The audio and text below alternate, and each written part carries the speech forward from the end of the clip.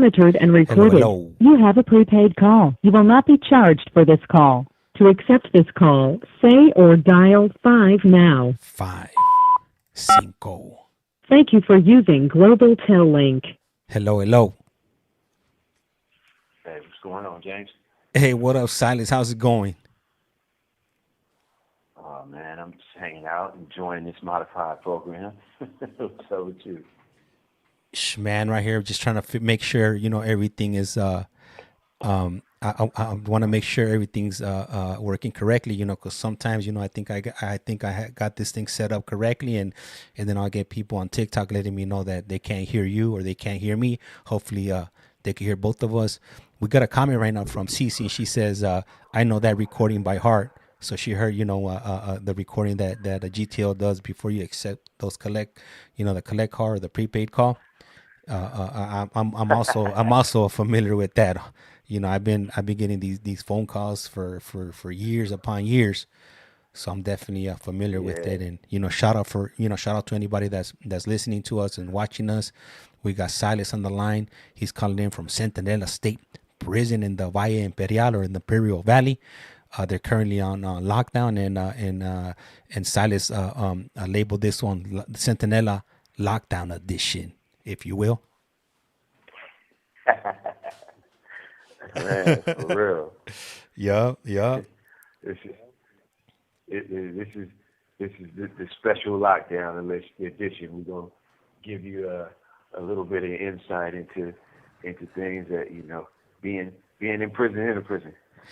Hey, Silas, we got a ICEMAN in here, and he writes, "Hey, now, hey, ICEMAN, can you hear Silas, and can you hear us both clearly?" I'm trying to look for a phone around here to check if I could hear it, but I don't even know where I put my extra phone at right now, so I can't even log in on my other account. Okay, so he writes that he can't hear us. All right, shout out to ICEMAN. Gracias for that. Hey, what's up, ICEMAN? Hey, thank you for shouting out, man. He reached out, sent me the e-card. Thank you for reaching out, ICEMAN. Appreciate it. That's right. Did he send you a birthday card? And we got a comment from Dawn, and she writes, "Much love from Washington State." What's up, Washington? Hey, how you doing, Don? He sent me just an inspirational card. It was an inspirational card, and I really appreciate it, man. Like, it's, man, just sitting in here and just studying and trying to go through these motions and getting ready for, being in administrative review right now, waiting for the outcome to see if they're going to bring me back next year in front of BPH, and all of the emotions and all that stuff. It's really cool to just get some positive encouragement. So, man, I appreciate you, man. Much love. So just to get a clarification on that, what you just told us was that they're reviewing your case right now to check if you could go in front of the parole board next year. Right. So I think it's probably approximately a 30 to 60 day window that they have. And so last week I just went into review. After you get a denial, I got a 3-year denial from BPH last year in December.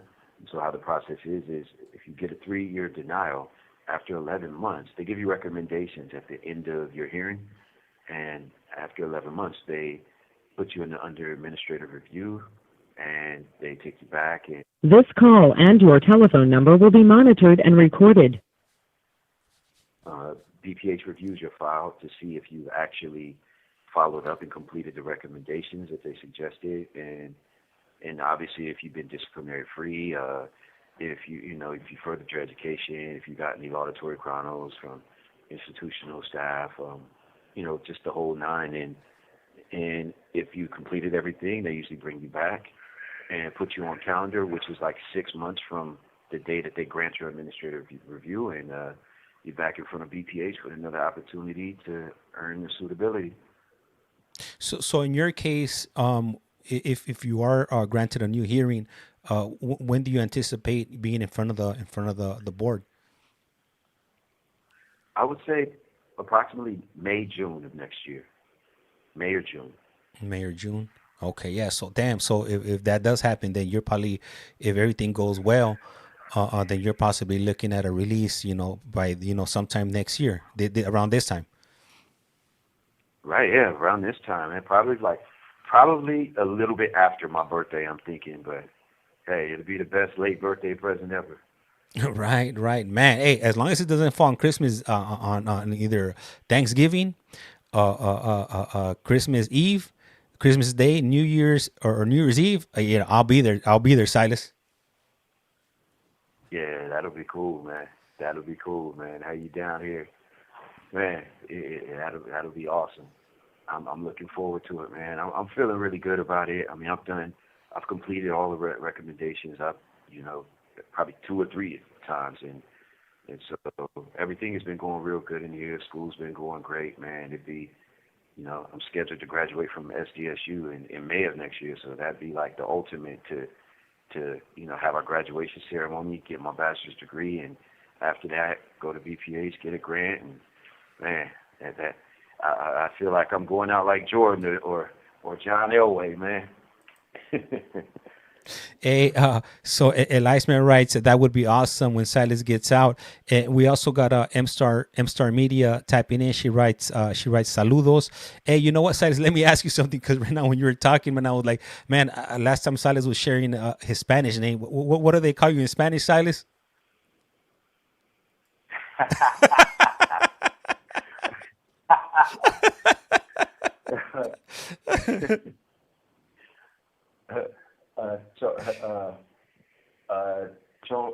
What is it? Oh man. Well, I got multiples. I'm Silas Johnson in my Spanish class, in my intermediate Spanish class, right? Yeah. So I got that. I got 2 handles, right? Yeah. And hombre el chocolate. Oh, that's right. El hombre chocolate. Oh man, that cracks me up every time I hear that. Man. Yeah.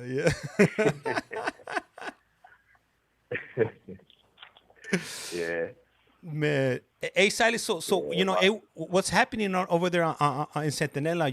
I know recently, in the last week or so, what is it? Are you guys on lockdown? Is it modified program, or was it exactly that the administration's labeled it on the type of program you guys are running right now?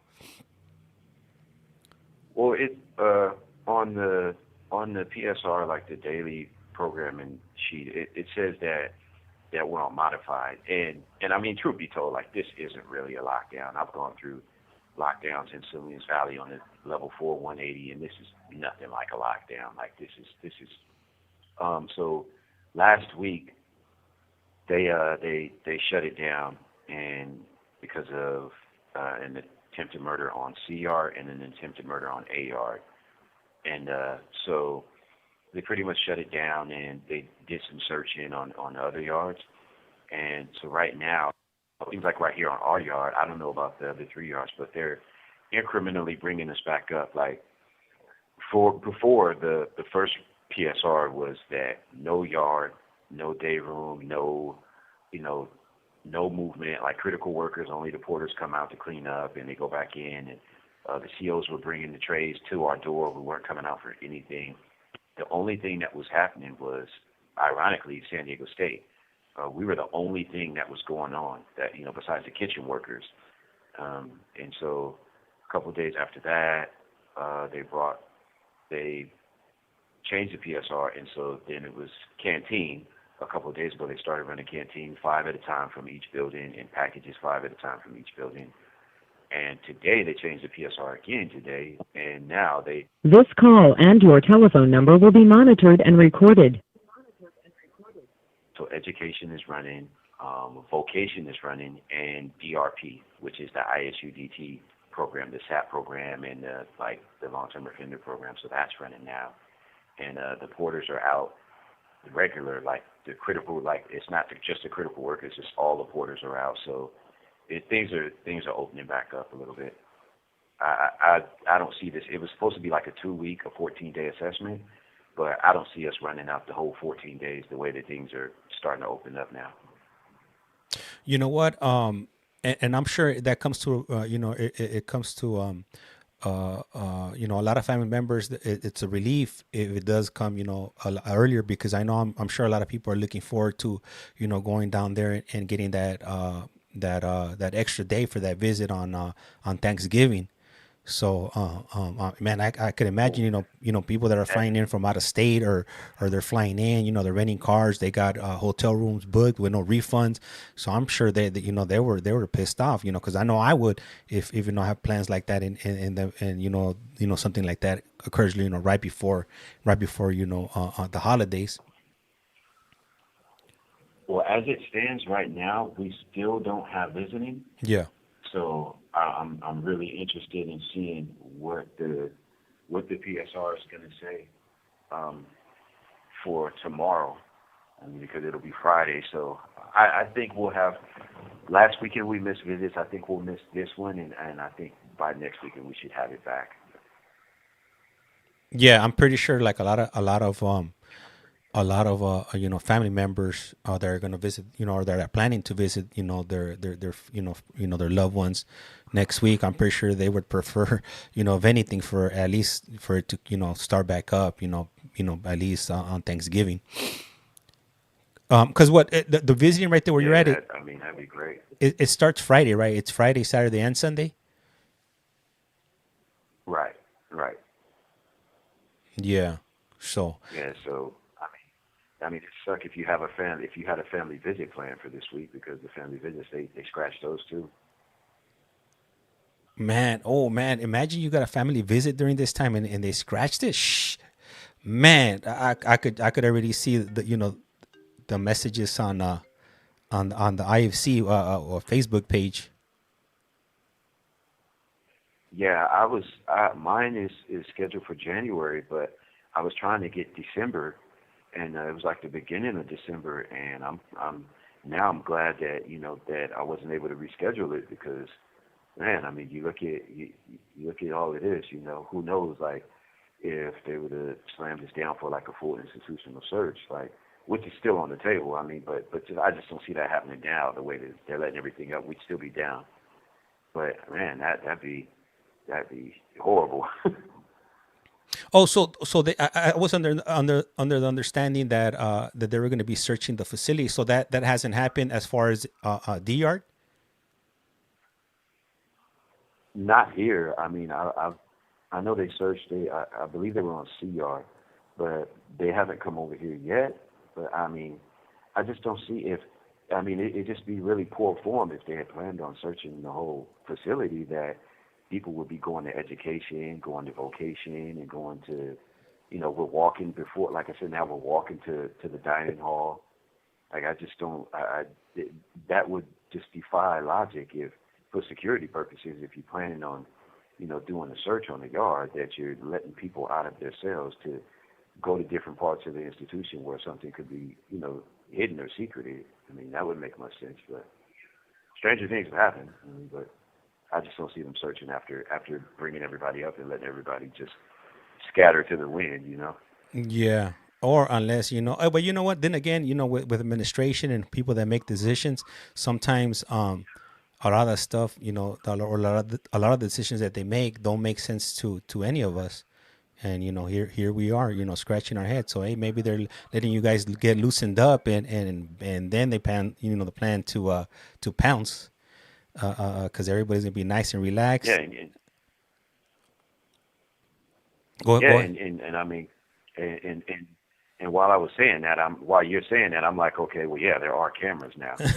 So I mean, heck, they could just be letting for all I know, they have ISU, monitoring every camera for Volk education and watching to see somebody trying to do something and run up in there, So that's also a possibility as well. Yeah. So, man, well, that's a relief, that you guys are going to be able to. You have 60 seconds remaining. Get off a lockdown, because man, that that whole thing, it kind of, I recently got back from vacation, and I wanted to show some of you guys the beach, and unfortunately I wasn't able to do that because on the last day that I was there, the whole they enacted the whole lockdown. Well, so I'm definitely looking forward to you guys getting back, resuming normal programs, so we could jump on some of these video visits, and you guys could interact with the audience here, whether it's on TikTok or to YouTube. I know the phone call is about to cut off right now, so if you could go ahead and give us a call back, Silas, and we'll go ahead and continue. Okay. All right, for sure. So, hey, thank you guys for damn, hold on. I got a call coming in. I gotta wait for Silas's call. Anyways, so what I was trying to say was, thank you guys for, for the thumbs up or the heart or whatever you guys are doing. If you guys are following, highly appreciate it. Remember, it's free 99, doesn't cost you anything. And there it is. Silas is calling right now. This call is now being recorded. This is Global Tel Link. You have a prepaid call from Silas Johnson. an incarcerated individual at the Centinela State Prison, Centinela, California. This call and your telephone number will be monitored and recorded. You have a prepaid call. You will not be charged for this call. To accept this call, say or dial 5 now. 5. Thank you for using Global Tel Link. Hello. Okay. Hey, Silas. Right. Would you mind, taking the wheel for a few minutes? I forgot I had an appointment at a few minutes ago, and they're calling me right now for it. So I just need to take this call really quick, and then I'll jump right back on. Okay. All right. So it's all you. I'll Right. be back. I'll be back in a moment. All right. All right. Thank you, Silas. All right. Hey, so what's up, everybody out there? What's up to the viewers? This is Silas Johnson. As James said, I'm taking the wheel and joyriding this thing for a little bit. Before we came on, James and I was talking about a parole hearing yesterday that was held for Susan Smith. For those of you who aren't familiar with her story, Susan Smith in 1994, she was in a relationship with somebody, and the guy told her. So Susan Smith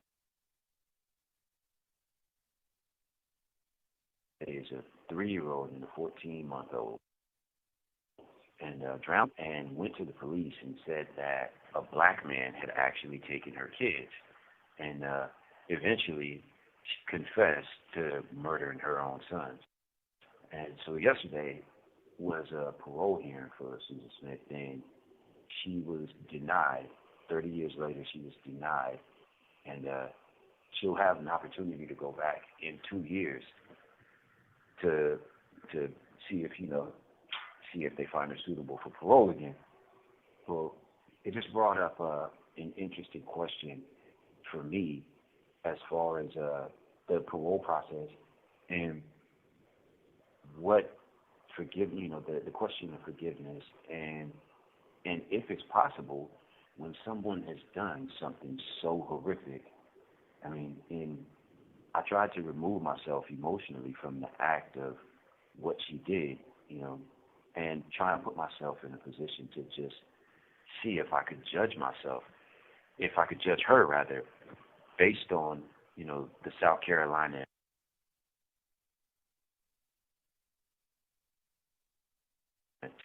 and I couldn't remove from her what she did. And I don't think any human being could. And so that's going to be just like an uphill climb for her to overcome. And it's just a really, really sad case. And, obviously with the facts of what she did and her doing that to her own kids, I mean, destroying their lives and taking their lives. And just the aspect of right now, as we sit 30 years later, I mean, I don't think that anybody is the same person. Does it even really matter if she's the same person? Because morally, I couldn't get past what she did. But then I tried to judge myself by that standard, almost 24 years later, being convicted, being guilty of first-degree murder and murdering an adult male, but a murder nonetheless, and trying to judge myself by that standard, because I hope for redemption. I hope for forgiveness. I hope for all of these attributes, you know, in the human spirit that we talk about here on CollectCallFrom, and furthermore that we talk about in self-help groups here amongst the lifer community. You know, all of these things that I want for myself. You know, I asked myself yesterday, was I able to remove myself emotionally and offer the same thing to her?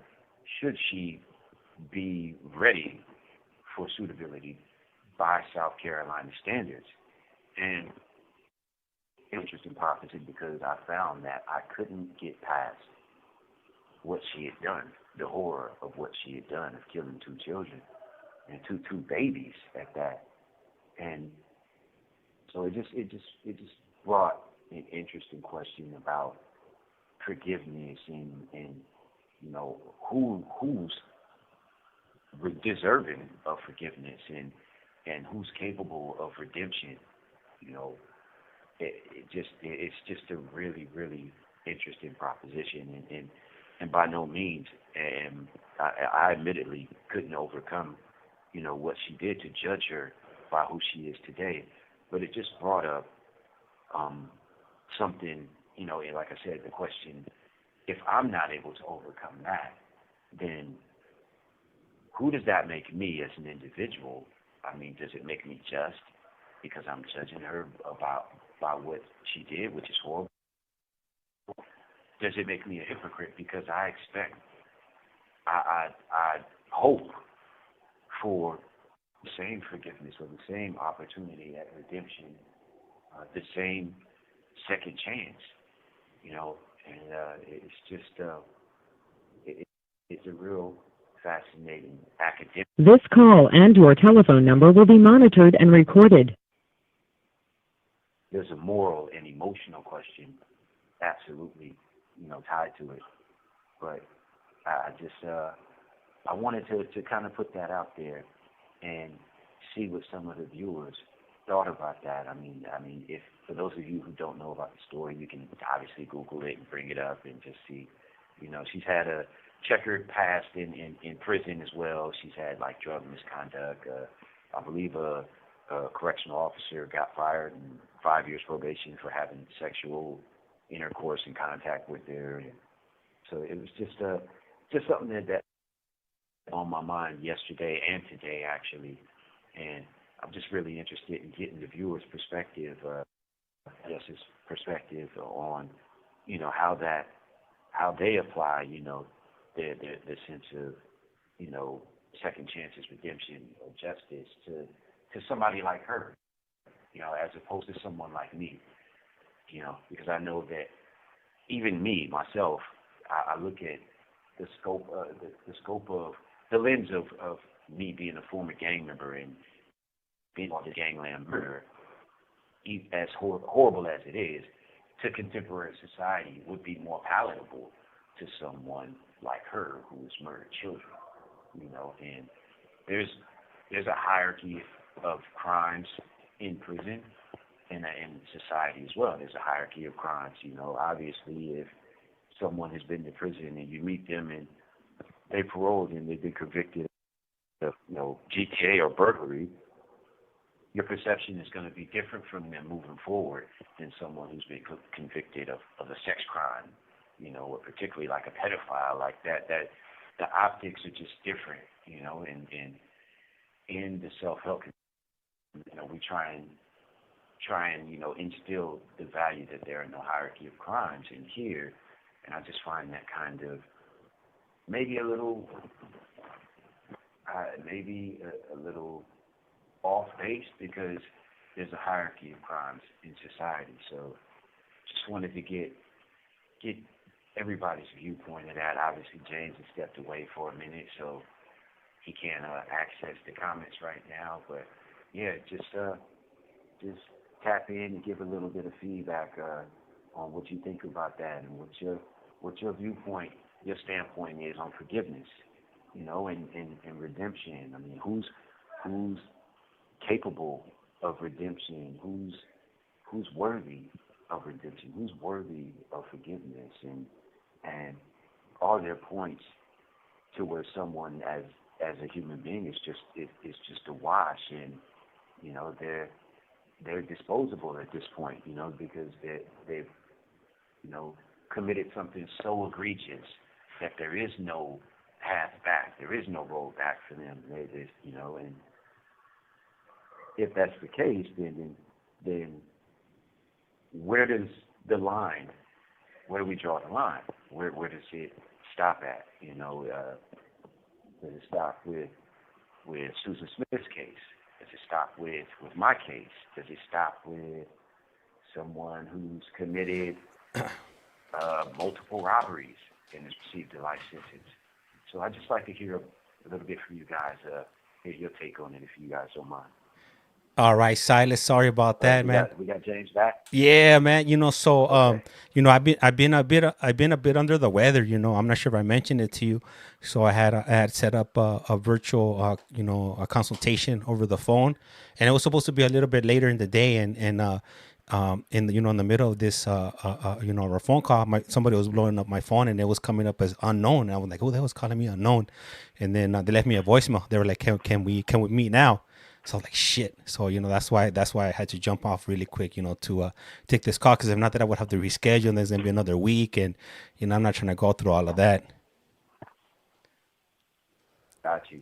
Mm-hmm. So just to catch you up, I touched on the conversation that we had about Susan Smith, and I posed the question of redemption, who's worthy of redemption, if there are some acts that are just so egregious that people as human beings are just now just disposable because of the things that they've done.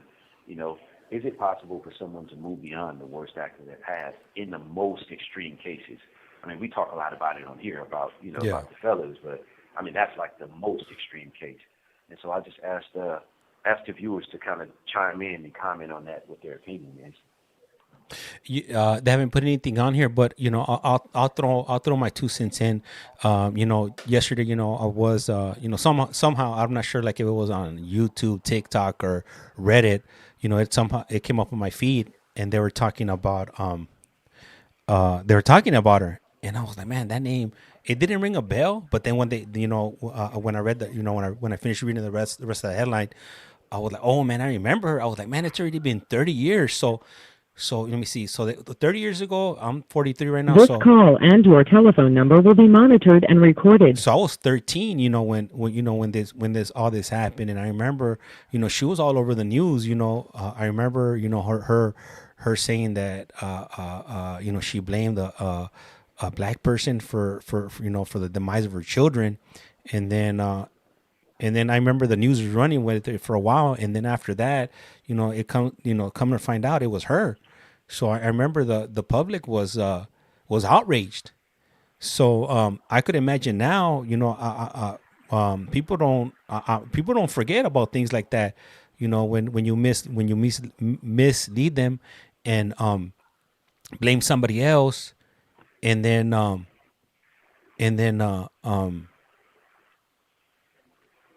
it's a horrific crime. I mean, there's no other way to put it. She did. Those are some pretty horrible things. Like, who would do that to their kids? You're supposed to be protecting your kids, not doing something like that. Let me ask you something, Silas. Do we know? Did they ever figure out why is it that she did that to her kids? Well, allegedly, she was beginning a relationship. She was divorced or separated from the father of the 2 boys, and she had met a guy, and they had started like a relationship, or maybe they were just hanging out or whatever, and the guy told her that he really dug her, but he didn't want to deal with children. And so that is allegedly the motivation for her drowning her children so she could get out of being a mother and be with this guy. So that was the alleged motivation for the crime. And and right now that you mentioned that, I think that was just like kind of like what they were saying that happened with Scott Peterson, right? When he took out his wife and his unborn child, right? Because he was involved with some in an affair, and with Amber Fry. Yeah, Amber Fry. Was the woman he was involved with. Man, like I don't know. You Yeah, know what? Like that. You know. yeah, that was it. You have 60 seconds remaining. Go ahead, Silas. Go ahead. You know what I was gonna say No, was I was no. Go ahead, finish your thought. what I was gonna say is like I don't know, like all that taking out your family to start off a new relationship with somebody else is like why not just walk away? Like why do you have to go to that extreme to start something new and get rid of your past? Like it doesn't make any sense. It doesn't compute in my mind. I think that's the ultimate. I'll give you a call back and I'll give you my perspective. Okay, all right, for sure. All right. So you are tuned into You Have a Collect Call From or at Collect Call From. We do have a few different social media platforms. We got YouTube, we got TikTok. If you guys want to check out Silas's backstory, if you jump on at Collect Call From on YouTube, go to playlist, look up Silas Johnson, and you could hear his whole backstory from his earliest memory as a child to where he's at now. He's been in prison for a few decades at this point. And there he is. He's calling right back. This call is now being recorded. Global Tel Link. You have a prepaid call from Silas Johnson. an incarcerated individual at the Centinela State Prison, Centinela, California. This call and your telephone number will be monitored and recorded. You have a prepaid call. You will not be charged for this call. To accept this call, say thank you for using Global Tel Link. Hello. Okay, yeah. So what I was saying is I think that it's the ultimate act of narcissism, because these people like a Scott Peterson or Susan Smith, right? I mean, in Susan Smith's case, right, as the two boys' father, so she can take the boys to their dad and just say, hey, like, I'm done with these kids. I want a new life. Like, I'm over it. Like, I'm not going to be a mother anymore. You take them. I'll give up my parental rights. You deal with them. I mean, think about it. We live in an age where she could have taken those boys to a firehouse and dropped them off, no questions asked, and just been done with being a parent if she was like that cold-hearted, you know what I mean, and wanted to just be done with being a parent. But instead of doing that, she would rather had maintained her reputation as a quote-unquote good mother and be a victim of a black man that stole her kids and murdered her kids so she could be with this man. So it's about shaping the narrative with her and her reputation. It wasn't even about, about getting rid of the kids, as opposed to doing that and maintaining her reputation as being a good mother and being a victim of something horrible happening to her. Yeah, man. I don't know. I just can't. I can't wrap my head around it. I know. It's all over the headlines, and she was found guilty of what she did. But man, it just doesn't make any sense. I can't. I can't make any sense of it.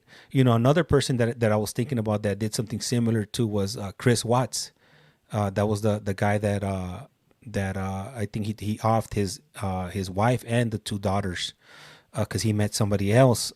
And then I've seen like the Netflix special where this call and your telephone number will be monitored and recorded. Or should I say the Netflix documentary where I don't even think it was him. I think it was the mother of the victim that ended up calling the police, and they knock on his door and they're asking him questions, and he's kind of like relaxed. He's not even worried about her missing. And then finally I think they go. I'm not sure if it's through the neighbors' footage of their video cameras, and they see that he's moving some stuff around that looks kind of suspicious, and then. It's just crazy, it's another one of those cases that I can't wrap my head around. It just doesn't make any sense. That wasn't the case. That wasn't. Was that where he put his daughters like in that, like, was it like a silo or something like that? Was that case? I think it might have. I was Googling it right now because I didn't remember his name. But let me see what I could find. So. You know what? What's the thing where like they put the grain on a farm? They put the grain in those things, like the metal, like in capsule. You know what I'm talking about? Like they put corn in there and like grain. Oh, Like, okay. I know what it's you're like talking about. Yeah. It's a silo, right? Yeah, it is a silo. right. I think that was the case right there, where I think that he put them in there or something like that.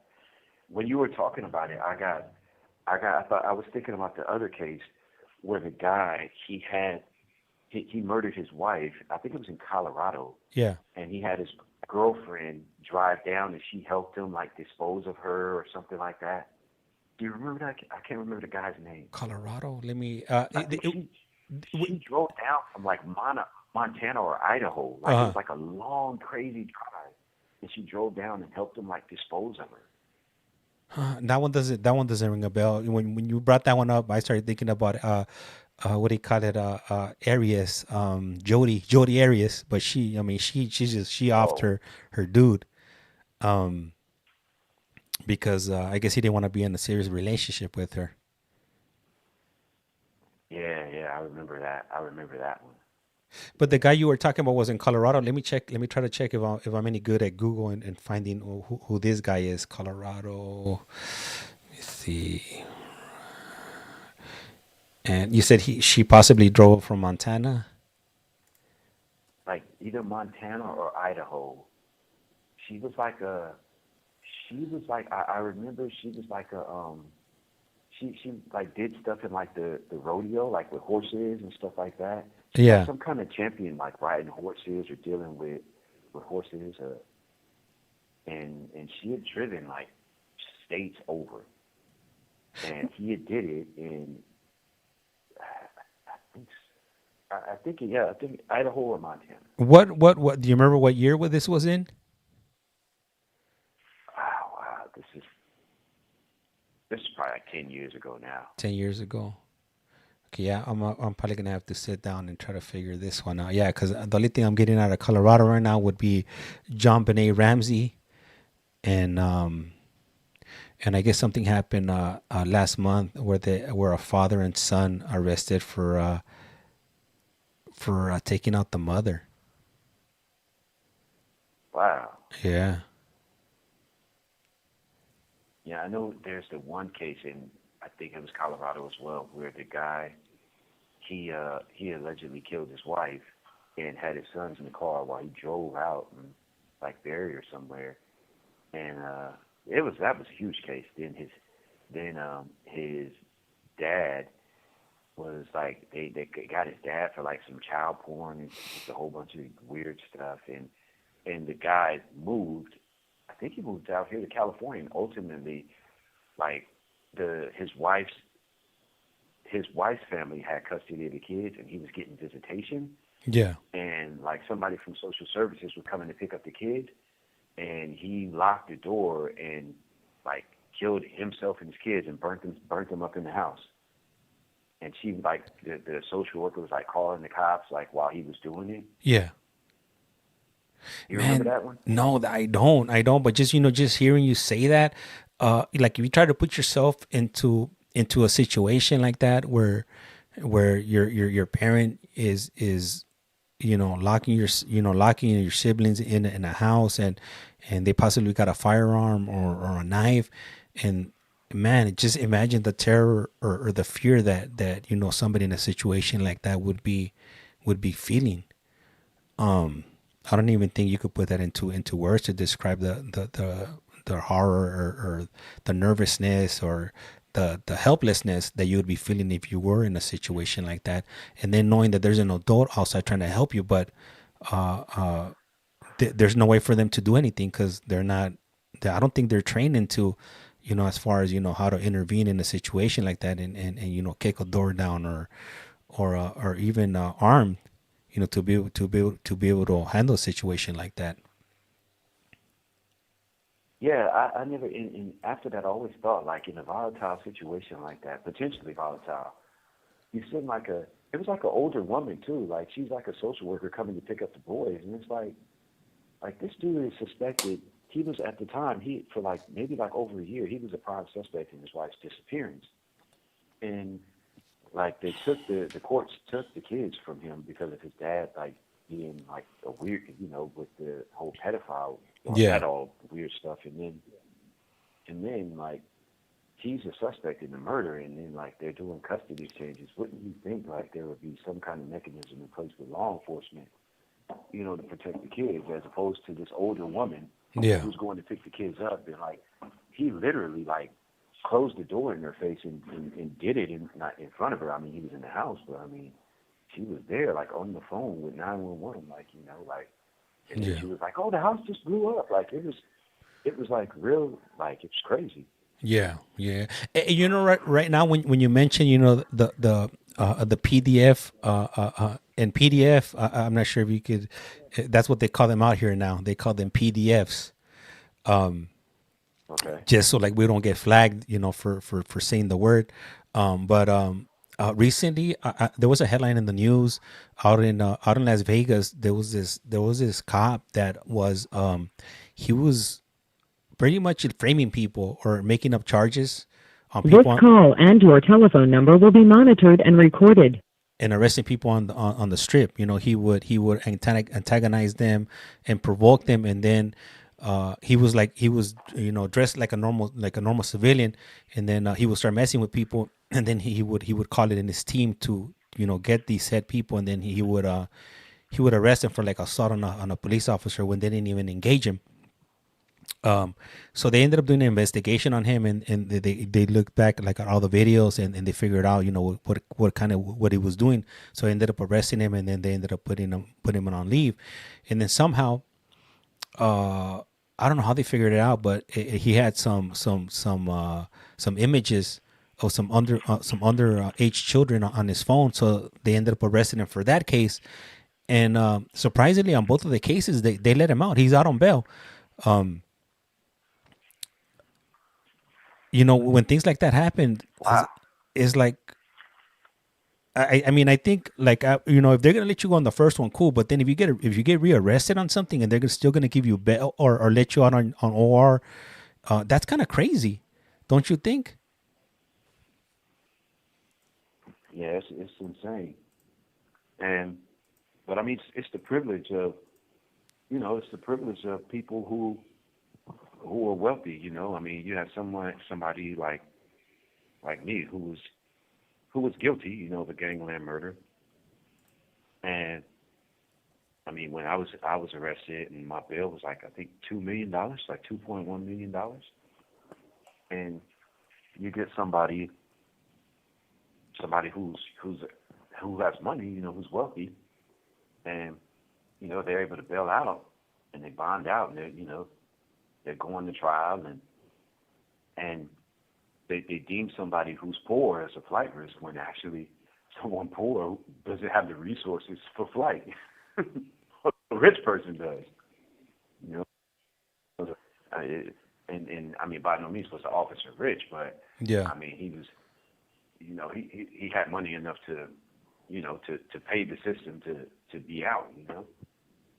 Shit, Silas, I remember one time that's crazy. On my last case that I caught for vandalism in LA, my bail at that time, I think it was like $50,000, I want to say, for vandalism.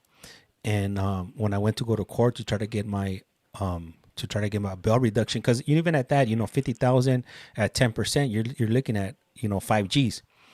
And so I'm trying to get my bail reduced, and the judge ended up bumping up my bail up to 200,000. I was like, shit, I couldn't get out at 50,000. Ain't no way I'm gonna be able to get out at 200,000. And I'm like, shit, you know, you got people that are doing more, you know, heinous crimes, and you know, you got me here for vandalism, and it's shit. They're making it seem with the bail that I'm probably like the worst thing, you know, that was walking the streets up until that point.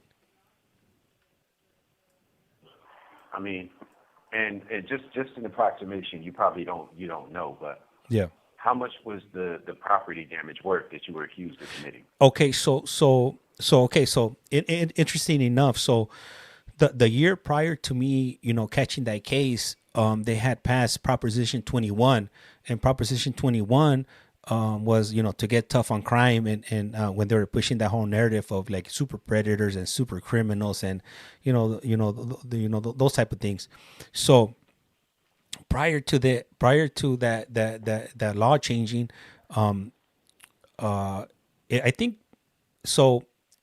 For vandalism, if it was under, I think I don't know, it was like $1,000 or 2,000 or 3,000 before it would become a felony. So when that law changed, anything over $400 became a felony. So it was like that whole tough on crime thing. So when I caught that case, they ended up hitting me with I think it was like 5 felony counts and 5 felony counts and 5 misdemeanor counts. So I'm not sure if each count is if that's how they calculated the bail or whatnot. But yeah, I'm aware of the law changing at the time, and it made graffiti vandalism You have 60 seconds remaining. A felony instead of a misdemeanor. So, I mean, do you think the damage was what, 2,000, 3,000, Oh. 5,000? Oh, you know what? Per case, nah. You know what? I would say it would have been a few $100, cause it was like one I think was like a phone booth, and then one was like a bus window. So it wasn't like I would understand like if like if I roll like on like cement, like if there was like some cement, curing on the sidewalk, and I wrote on that, then yeah, that's gonna be more than $400. But some of the stuff I got charged with, it was like, man, that's crazy. What like how the hell they're figuring this out? But then they're charging it based on how much it would cost somebody else to either replace. All right, so that call was disconnected. We hit that 15-minute mark, so Silas should be calling us back in the next moment or two. And once he does, then we'll go ahead and continue. I'm due to bring some new people on so they could share their experiences and what led them to prison. Hopefully in the next in the next few days. Let me see. This call is now being recorded. This is Global Tel Link. You have a prepaid call from Silas Johnson. an incarcerated individual at the Centinela State Prison, Centinela, California. This call and your telephone number will be monitored and recorded. You have a prepaid call. You will not be charged for this call. To accept this call, say or dial 5 now. Cinco. Thank you for using Global Tel Link. Hello. Okay. Yeah. So, you know what? I understand, like when they have people come out and, paint stuff or replace things, and, they're charging a little bit different because, they're charging per hour and then the material and whatnot. So I get the whole aspect of that. But, I think when they changed that law, it was unfair. Mind you, it did. That's one of the key reasons that I stopped doing what I was doing, and it kind of changed my whole life, because I saw that they were serious about sending me to prison. And if that law would have changed, I would have probably continued down the same path that that I was going down. But man, I always say, man, that shit was unfair. It was really unfair to me and to a lot of other people. But what can you do? Yeah, ultimately, your bail, the first bail, is most likely higher than the damage you were accused of causing. Yeah, man. You know what? I was trying to get at that time, I couldn't afford that bail, and obviously I wasn't going to be able to afford a lawyer. And they gave me a public pretender. Her name, I remember her name. Her name was, I think, Julie Kaminsky. And when you're going to court and they come into the holding tanks, and they're letting you know what kind of deal they're going to be offering you. And my deal, I had 2 deals. I had plead to 3 felony counts of vandalism and take 6 months in county jail, 180 days, or plead out to 1 felony count and do 12 months in county jail. So I was like, I'm not gonna plead out to 3 felonies. I was like, man, I'll take the 1 felony and the 1 year in county jail. And so that's what I ended up taking. And it was kind of, when I walked into that court. When I walked in, I think it might be David. Give me one moment, Silas. All right. All right. This call is now being recorded. You have a prepaid call from David Lopez. an incarcerated individual at the Centinela State Prison, Centinela, California. This call and your telephone number will be monitored and recorded. You have a prepaid call. You will not be charged for this call. To accept this call, say or dial 5. Thank you for using Global Tel Link. Hey, David. Hey, Thanks. hold up. Before you say anything, we're live in the air right now. I'm currently on. I got Silas on hold right now. If you want to call in, can you call into the other number? What is it? Right now you call to the 4475. Can you call the other number? What is it? 3577 number. I got you. Okay. Yep, I got you. And I just came in from work. My bad. Hey, we're good. Don't even trip. I'll patch you on through right now when you call the other number. All right. Okay. All right. Bye. Hello, Silas. Okay. All right. Yeah, he said he's gonna call the other number right now. So as soon as he does, I'll go ahead and patch him on through. You said Judy? Yeah, Judy or Julie Kaminsky. Shout out to Julie Kaminsky, hanging people out to dry one case at a time. You know what I mean? Shout out to Judy. Yeah, you know what? When I walked into that courtroom, the judge was like, you know what? Hold on, he's calling right now. Let me patch him on through. Esta es Global Tel Link. Usted tiene una llamada This call is prepagada now de being recorded. David Lopez. un individuo encarcelado en de la prisión estatal de Centinela, Centinela, California. Esta llamada. This call and your telephone number will be monitored and recorded. You have a prepaid call. You will not be charged for this call. Para aceptar esta llamada, diga o prima. Usar Global Tel Link. Hello. Silas. What's up, fellas? What up? Hey, I was thinking I was at work right now. I was at work right now, and I was thinking, because I was supposed to come in at 10, or I was supposed to get off at 10, and she kept me the other hour. I was like, man, I hope my boys don't think I flaked on them. You know, Dave don't play. Nah, I heard them call people out for law library, so I told Jim that you were headed to work. Yep. Hey, so how's your lockdown doing, old man? And I know you ain't that old, but man, I know it's not the same. Man, it's going great, man. It's going great, man. I've been going to San Diego State every day. Yeah. So I've been getting out to stretch my legs. You know, I'm single cell, so you know I'm doing easy tempo up in here, man. It's smooth sailing. Yep. No, that's crazy because I guess you heard what happened, that they ran up on you guys? Yeah, they had the stormtroopers pull us out yesterday, and I got my bum sniffed by a dog. Yep. Hey, that's what they do, James. Hey, they literally let that canine sniff all up in there. Damn. Like, well, I feel like I'm a part of the process. Yeah, like I feel like cheated almost out of the process. The animal instinct in me wants to like turn around and sniff its butt. You know what I mean? Like, hey, I swear. Yeah. I swear, like I wanted to tell him so bad, like before you guys do this, I just want to let you know I have ham strapped to my leg.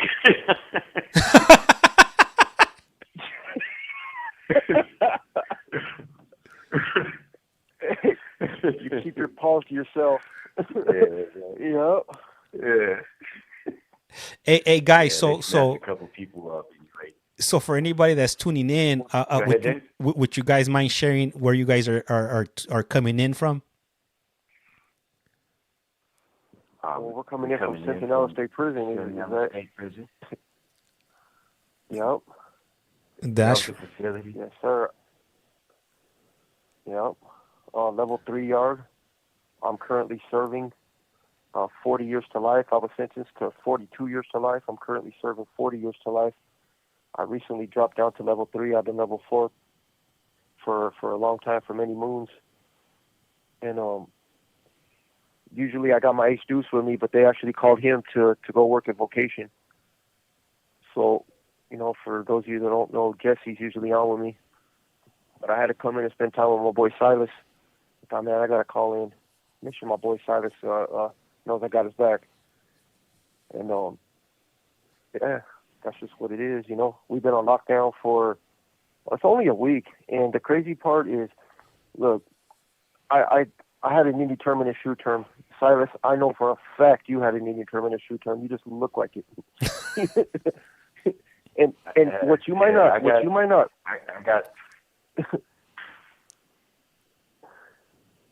Go ahead. No, the crazy part, and that's not a. When you think, okay, well, a person that had an indeterminate shoe term, what do you think they look like, right? And you can spot it if you know what to look for. They don't look like Harrison Ford and The Fugitive. Some of them guys do, actually. You know what I'm saying? Like big old long hair, big old beard. They got that bushwhacker look. You know, and there's some madmen back there in the hole that's been on the mirrors that look like that. But a lot of the guys look like Silas. They look like me. We just have we take care of ourselves. We're intelligent. Silas, when you talk to him for 2 seconds, you can tell this man is well read, and that's what it is. You could just tell by the way he carries himself.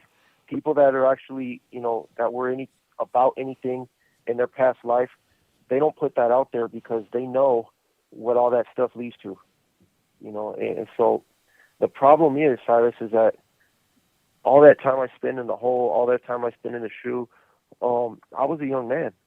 Now, after the first day, I threw my back out in here. Hey, but you know what it is? You know what I think it is, though? I think that because I did an 18-month shoe, and then I did a 5.5-year shoe, and then I had some 72-day investigations and all, and days in the hole wrapped up and all that stuff. But I think what it is, right? Yep. Like, is that you know when you're back there, it's just like. Esta llamada y su número de teléfono será controlada y grabada. Go ahead. After a year, you settle in. It's the worst that it could possibly be, and now there's a sense of normalcy, and you develop your programs. You control everything in your cell, you know, and everything is set. You kind of know what you got coming, and so like there's a dependability and a predictability that you develop there. But like here, all of these years later, like I'm used to being out and running around. I'm spoiled now. I ain't used to being in a cage like that, like going from controlled movement and all of that stuff. So now it's like, you know, you start to try and put some cuffs on me. Like I feel like I want to run away. Yeah, for sure. And you know what? I didn't realize it because I figured, you know, and just like you probably did, we're locked down. It's time to get ahead on some of that homework and try to take care of stuff that we might have had on the shelf, you know. So I went all in.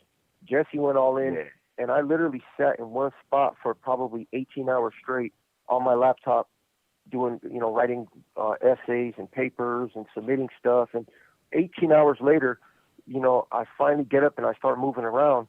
And I'm going to tell you right now, that first bird bath was no joke. I got up to take a bird bath, and I was like, oh, man. When's the last time I stood up straight, you know? And I'm telling you right now, that happened. We went on lockdown on Thursday, all day Friday. I stayed like that. Friday I got up, and I'm telling you, I haven't been the same since then. But what were you going to say, Bud? We've been bird bathing in the days that they haven't run showers. I've been bird bathing in freezing water here, and like I've learned. Why? I've showered in a corporate shoe yard in the wintertime. And I've found then, which was kind of like a saving grace now, which after so long, like cold is just cold. You're just freezing. Like there's a point where it's just the floor you can't fall below. And I've gotten used to taking cold bird baths again. Hey, but why though is your bird bath? You don't have hot water in one block right now? What's going on over there? We do. like it's I swear it's like it's on a timer. Like in the morning before 8 o'clock, there's no hot water. So when you wake up and you wash up, it's you brush your teeth, wash your face, and wash up. It's all freezing cold. But then, like at 8 o'clock, the hot water comes on, and towards like the evening time, like 5 o'clock, 6 o'clock, it gets lukewarm, and then by 8 o'clock, 9 o'clock, it goes back to cold, and throughout the night, it's freezing cold, and like it's crazy. I took a shower earlier, and it was hot, but it's I don't know, man. I think I'm in the Carter. The one building is like the Carter in New Jack City. Like, so this is like a dilapidated building. So, I don't know. Crazy. Maybe they're gauging the hot water, like how much they allot per building, per man downs for spice user. Yeah. For sure. That's weird right now. It is what it is. Hey, so let me ask you guys, when you guys bird bath, do you guys get a trash bag, and do you guys cut off like the on the toothpaste? You guys cut off the This call and your telephone number will be monitored and recorded. The nozzle, and do you guys do it like straight LA County style? Don't answer this question, Silas. I want James to explain to us what his version of the bird bath looks like, because I don't know what this trash bag thing is. Okay, so don't give him any help. Hey, well, Silas knows because Silas. Are we getting? You have 60 seconds remaining. Hey, Silas came out of LA County, so I know. I know he knows about the trash bag, getting the clear trash bag. And what is it, like that 20-gallon bag, and then getting a toothpaste and cutting off the tip, and then using that as like a switch on and switch off. You would screw on the cap from the toothpaste on the water bag. You would fill up the water bag, and then you would hang it over your head, and you would stand over the toilet, and then all the the water, when you're washing yourself, it would fall on either the toilet or all over the floor. Did you ever experience anything like that in LA County, Silas? No, and I'm from the Valley, so I'm really glad to say that sounds high maintenance. Yeah, because I was going to say, I swear, hey, that sounds super bougie. Super bougie. Hey. Yeah. Hey, so I'm pretty sure Silas cut off for a second, but I'm sure he'll be back right now. Yeah. So let me tell you, yeah, that's bougie, right? Now, okay, there's the standard bird bath. Like if I was Silas and I didn't have hot water coming out of my faucet, what I would do is I would fill up. I would get both hot pots going. Mm-hmm. I would get both hot pots going, and I would wait till the water gets freaking boiling. All right, I'm plugging them in. Hey, that sounds, this is Global Tel Link. You have a prepaid call from Silas Johnson, an incarcerated individual at the Centinela State Prison, Centinela, California. This call and your telephone number will be monitored and recorded. You have a prepaid call. You will not be charged for this call. To accept this call, say or dial 5 now. 5. Thank you for using Global Tel Link. Hello. All right. Silas is there. Hey, no, so yeah, that sounds super bougie. So what I do, look, if I was you, Silas, what I would do is I would have hot pots boiling. I would have hot pots boiling, and I would just fill up my sink with boiling water and just use the cold water, so at least it's kind of hot. Like I had to do that in Tehachapi Shoe, but I didn't have I'm sorry, not Tehachapi Shoe, on the 180 yard.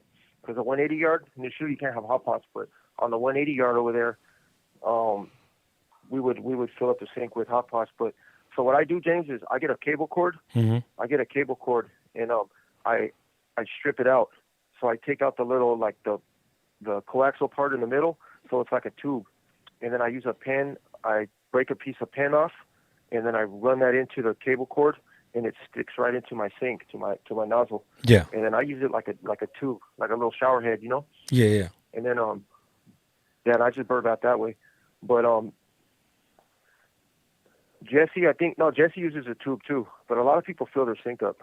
But this is we can't make if I was to use a bag like that to bird bath with, I would literally have Jesse probably sitting on the top bunk, looking down, holding the bag. Yeah.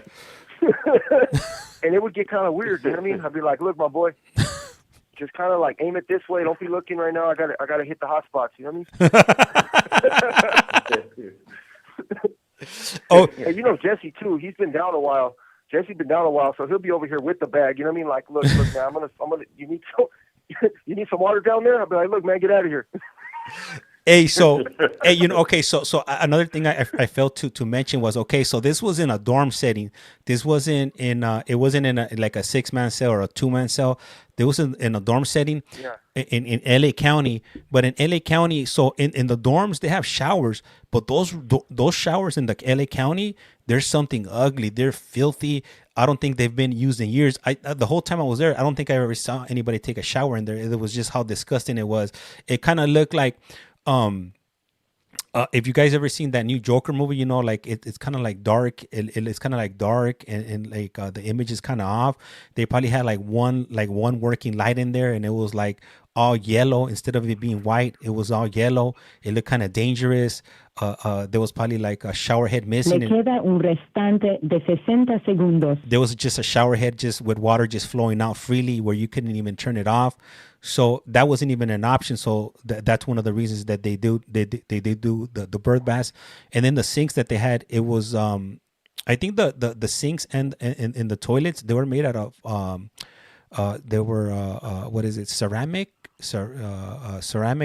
toilets and Right. And what do you call it? Right, they were white. Yeah, they were the white ones. Yeah, so you couldn't even fill that up. I don't even know how the hell they rigged it up, but somehow they got some water in there, and it was cold water. So you guys were talking about having hot pots. You know, in LA County, you I don't know about now, but back then you didn't have any hot pots. You didn't have any mechanisms to heat anything up. So you're gonna be taking a cold ass bird bath. Yeah, I was in 30. I I was like in 30. You're gonna call back? Okay. What did he say? I didn't catch the last part that he said. He said, I didn't quite catch it either. Okay. I didn't quite catch it either. I heard him say that he was going to call back. Okay. Yeah, so I was in 3600, 3638. Yeah. State modules back then. And I was in a 6-man cell downstairs. It was the same sinks and toilets, and it was we just put the curtain up, and like you filled the sink up and like kind of showered like that, and kind of doused yourself over there by the toilet area.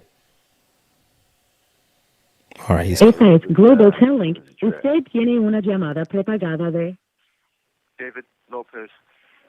un individuo encarcelado de la prisión estatal de Centinela, California. Esta llamada y su número de teléfono será controlada y grabada. You have a prepaid call. You will not be charged for this call. Para aceptar esta llamada, por utilizar Global Tel Link. Hello. I'm back. All right, so what are you guys saying? What I missed? So the interesting thing is about the sinks here. Like when I was in Tehachapi, Shoe, Salinas Valley, Kern Valley, or Corcoran Shoe, right? The sinks to where, like you said, I have a hose too, David, and I have the pin filler on there. I haven't used this thing in probably 2 years.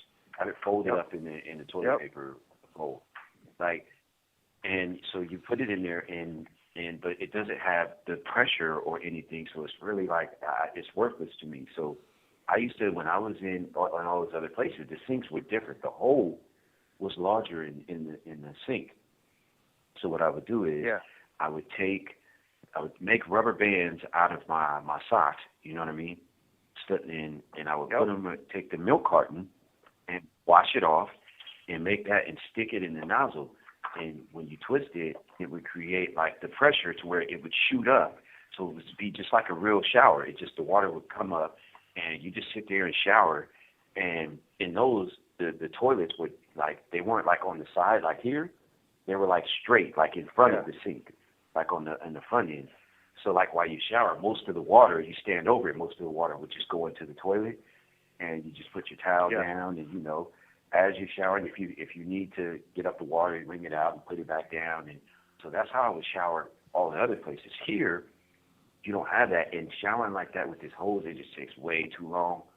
So what I do is I get like the clear plastic cup that you get from Canteen. I get that. Yep. I don't even fill up my sink. I get that. I fill it up. I put it right here, and I douse myself a couple times, get wet. I keep the sink water running, lather up, and have the towel under me right here, and rinse off with that. Fill up the cup, rinse off with that over the toilet right here, and do that like 3 or 4 times. Lather up, rinse, and you know what I mean, and clean up the water, and then you know the thing is just cleaning up like the walls, the floor, and all that stuff afterwards. That's the thing, is the cleanup afterwards. Yep. See, that's the problem. That's why I don't like using the cup, because Esta llamada y su número de teléfono será controlada y grabada. hey, that cup, I make a huge water mess. Like I'm telling you, I have no, like, okay, so for the viewers that don't understand what we're saying, right? This call and your telephone number will be monitored and recorded. We're taking an entire shower inside of our cell, standing over a toilet that's connected to our sink, and we don't really have a choice. You know, right now, even though they straight out ignored state law that says that we're supposed to get a shower every other day, but regardless, like, I want to shower every day. You know, I need to make sure that I'm up in here clean. I got to work out.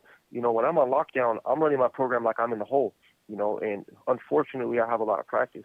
So when we take an entire shower inside of our cell, we don't have a drain in our cell. The drain is our toilet. So we got to try to get as much water as we can over this into this toilet, and the rest of it goes on the floor. So we got a floor tail. Most people in prison got a floor tail. There's your actual tail to dry off with, and then there's the notorious floor tail, which is always kind of gray. I mean, these floor tails, like, we clean them, we scrub them, but eventually we got to swap them out, because these floor tails, I mean, this is what we use to clean our floor. We got to do everything by hand. When we clean our floor out, we're on our hands and knees, sweeping all the dust up off the floor, shampooing it. Everything is done with this floor tail, and then we got to wash it. We got to wash it so that we can make sure that, you know, when we wash our floor, we're not running shower water all over the floor. So it's a process. It's everything's done by hand here. So the bird bath, what Silas was saying, is once all that water's on the floor, it gets picked up literally by a tail.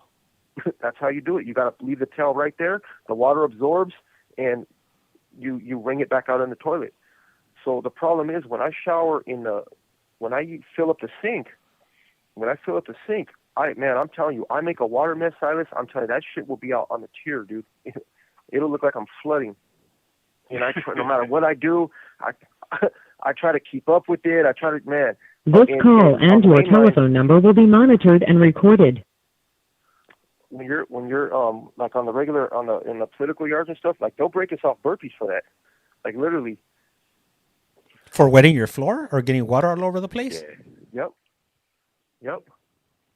Yeah, for flooding your tier, because people need to fish. Yeah. People need to walk by, and if you have that on the tier, I mean, that's essentially, you know, dirt water from your body and sweat from your body from you working out, and it's on the tier. So, I mean, if I'm trying to fish past David Bell and I get that on my line, and I'm pulling in my line, and I got some grody shower water on my hands. Yep, no, it's true. I'm not going to be happy about that. It's a respect thing, because people do got to fish. A lot of times when that water goes on the tier, we don't have access to each other like that. Those doors close, and there's no getting out. So your hands are your fishing line. Whatever you get under your door, that's an extension of yourself.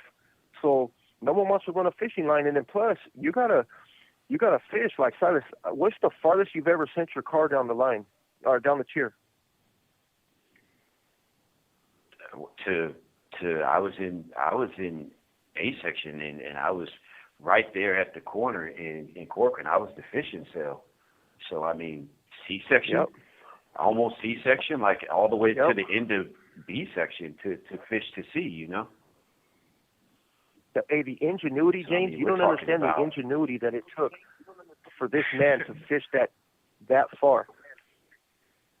Let me see. Let me. I don't think they understand this, Silas. Like literally, I mean, we're in the shoe. So your car. When I say a car, that's going to be the object that you use to slide your line down the tier. So you don't have a lot of room underneath the doors because even in the shoe and the hole and stuff like that, they have little things that go down below the door to prevent you from fishing.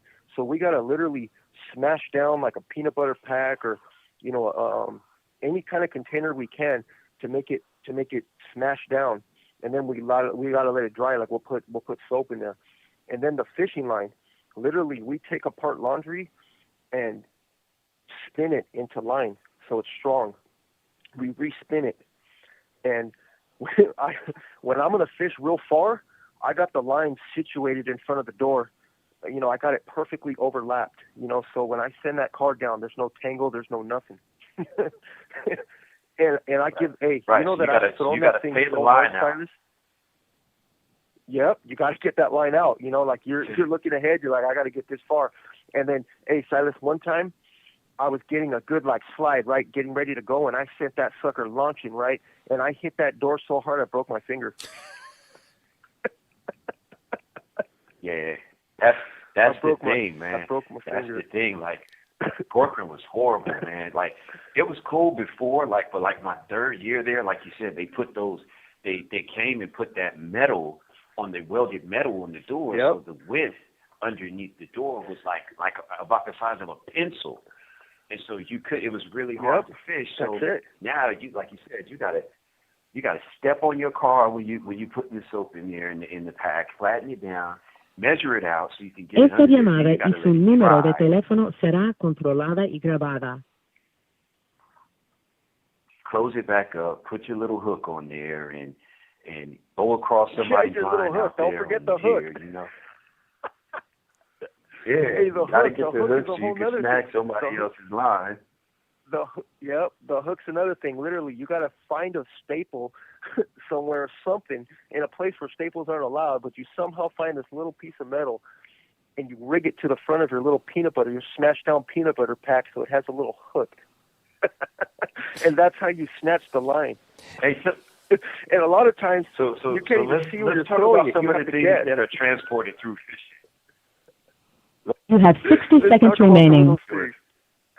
Fishing, David. Yeah, some of them. Yeah, I gotta go pick up something from Silas, right? I'm hungry. I need a soup, right? And so Silas has to crush this thing down to powder, and he got to let all the air out of it. He's got to let all the air out of it. He's got to smash it down so I can fish it under a pencil width, so that I can eat.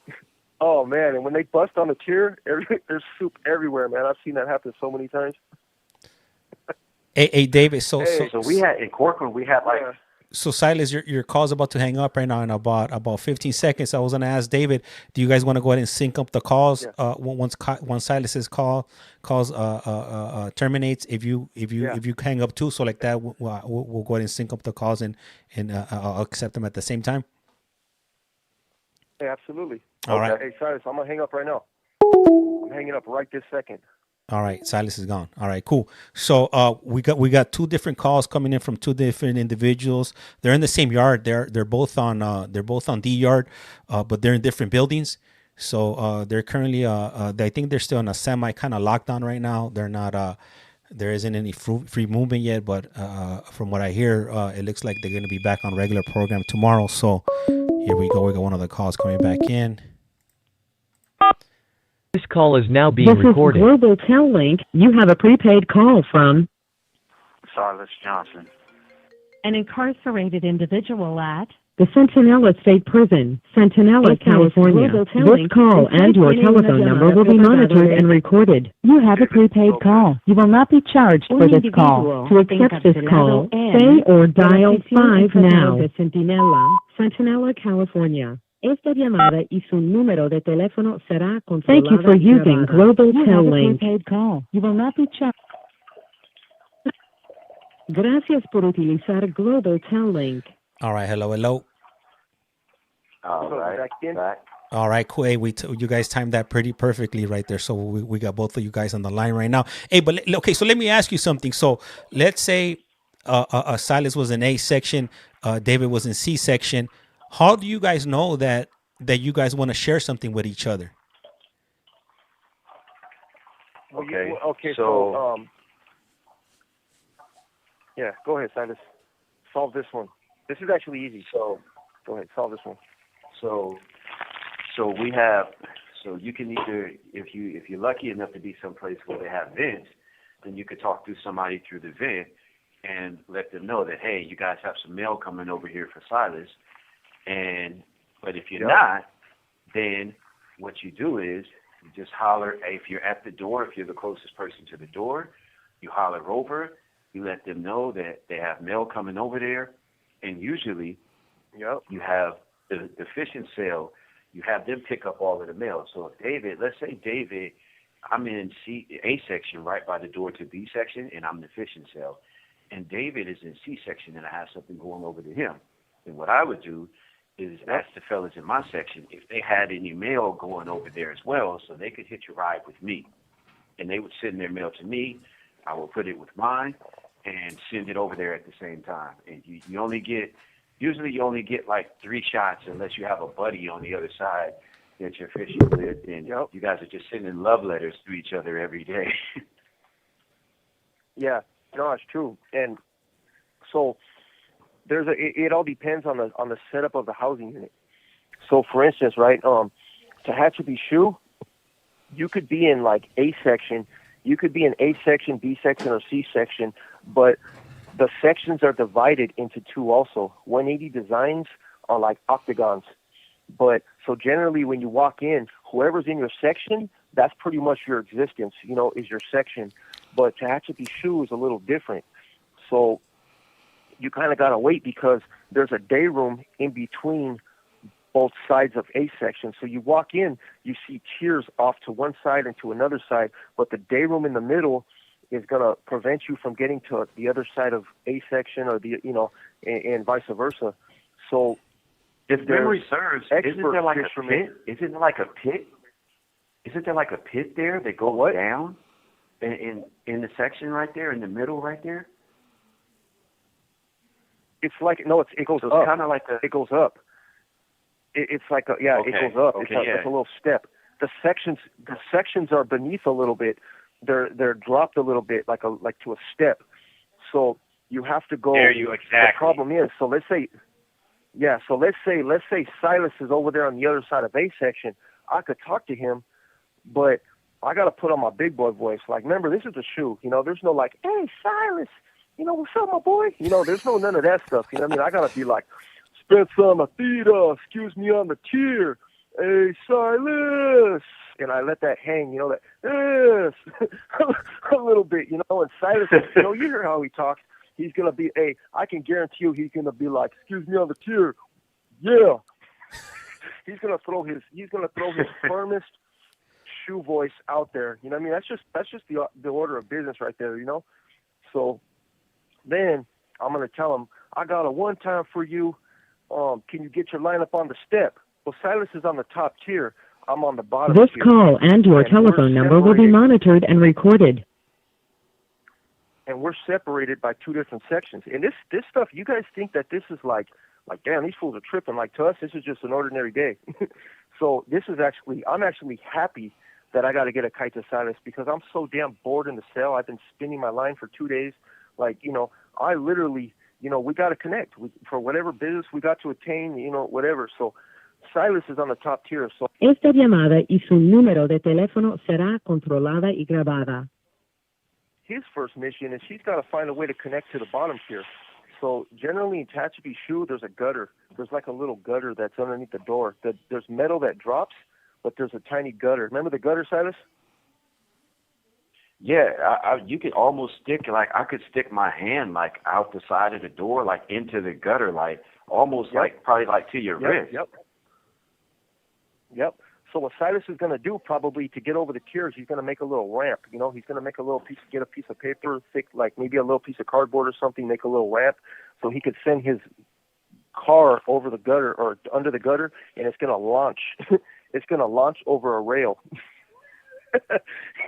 And then he's going to swing it back and forth so the guy beneath him can actually pull in his line and keep it in there. Then that guy is going to fish, like, let's say he's back far on the tier, right? That guy is going to find the help. The whole tier's on it by now. Like, literally, this is a whole section freaking thing by this point, right?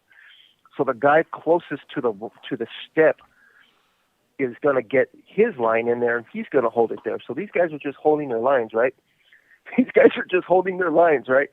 And then this guy's going to somehow, we're going to do this blind, though. This guy's going to shoot his line up the ramp and launch it into the middle of the day room. And I'm going to be on the other side of the tier trying to launch my line off a ramp into the middle of the day room. And we're going to try to connect our little staples together by the lines so that I can connect, right? So we can do it, though. We'll actually do that kind of quick, right? That's not even the issue. So once we connect, right? Once we connect, I'm going to let that guy pull my line. And this guy, you'd be surprised, right? This guy's going to pull and pull, and he's going to be like, you got slack? I'm going to be like, keep pulling. And this dude's going to pull my line in, and he's going to realize that I probably have 200 feet of line made in myself. Because this shit is not going to stop. He's going to be like, damn, and this is going to be perfectly spun line. You know, this dude's going to keep pulling and pulling and pulling, right? So then this guy's going to get the slack in there, and then he's going to connect me to the guy underneath Silas. They're going to pull. He's going to pull me in, and then that guy's going to connect me directly to Silas. So we're talking this line, and don't think that I'm crazy, because Silas is also going to have 100 feet of line to go back and forth with. Hey, you know the visual I got just now when you were saying that? I was thinking about a magician pulling 1,000,000 handkerchiefs tied together out of a hat. That's keep pulling. That's what it looks like. What's up, James? Go ahead. And what kind of things are you guys transporting there on these fishing lines? It all depends. Now, Silas can have a good book that I want to read, and this is tricky with a book because Silas is going to have to tie the book open to where it'll open, and I can flip it back open and get it across, but it has to be secure for transport. One of us in our old days, we could have had something illegal, you know. I fished all kinds of shit across the tier. We could have done food, we could have done newspapers, we could have done magazines, we could have done chips, soups. I mean, it's really, look, the sky's the limit. It could have been a kite saying that your celly. It could have been a kite saying your celly needed to be hit. No. Those are the worst ones, man. Yeah, those are the worst ones. And then it could be something and it's crazy because when I finally pull, it's something that's so important that I can't put it in anybody else's hands. It has to go straight to Silas, and Silas has to put a response straight back to me. So we have to connect no matter how difficult it is. We have to connect this. Now, and then when I pull it, it's going to be a small little piece of paper, right? Like literally like a little bundle that's super wrapped up, right? And when I pull it, it's going to look like a Tootsie Roll going by, right? That's how small it's going to be. And it's going to be rolled like that. This call and your telephone number will be monitored and recorded. When I get Silas's kite, what he's writing to me, I'm going to unroll that thing like a freaking scroll. That thing is going to have immaculate writing. I'm going to be like, damn, this is a 9x12 piece of paper that he got to the size of a Tootsie Roll. Hey, do you ever think that maybe that's the reason why all of us wear glasses now is because we had to write those small ass kites with those small writing and read that shit? Hey, Silas, there's a lot of reasons why we all wear glasses in here, and that's one of them. That is definitely one of them. Esta llamada y su número de teléfono será controlada y grabada. No, it's true, man. You know, and unfortunately, man, I'm telling you, it's it's crazy, dude. Like, if you think about all the time that we spent, all the ingenuity that we had to incorporate, and everything we did to live such a negative lifestyle, dude, it's no wonder why all of our focus is in something positive and we're thriving, dude. I mean, Silas is going to be a freaking graduate, dude, from San Diego State University with a bachelor's program. This man has a book published. This is what happens. I was just thinking, David. This is.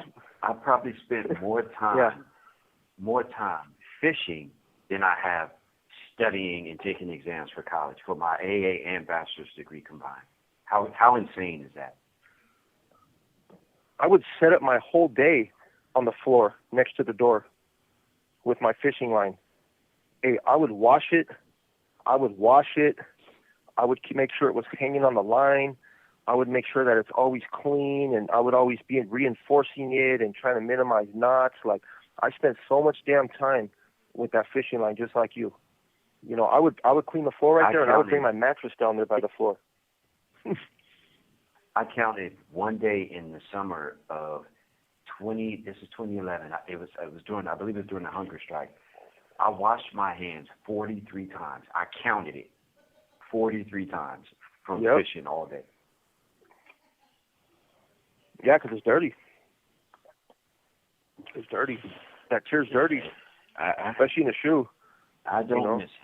It's crazy. I don't miss it. I haven't had a line for years, and I am never going to make one again. Hey, Silas, you just mentioned the hunger. Go ahead. You just mentioned the hunger strikes. Were you part of that? Did you participate in that, or were you just on the sidelines? No, I participated. In the first time, we refused to trade. They took us out to weigh us. And the second one, they actually came in and took our personal canteen out of our cells, which was one of the most surreal and kind of disheartening things that I've ever experienced in my life. Like, it was one of the most. I've been strip searched. I've been transported from cage to cage in cuffs and shackles, and that was probably one of the most dehumanizing acts that I've ever been a part of, because it just symbolized, like, okay, if you guys are gonna refuse our food and be technically under a hunger strike, then we're gonna make sure that you really starve, and we're gonna take your food. And they took all of our personal canteen and they put it in the closet, and they didn't give it back to us until after the hunger strike was over. So, like, that was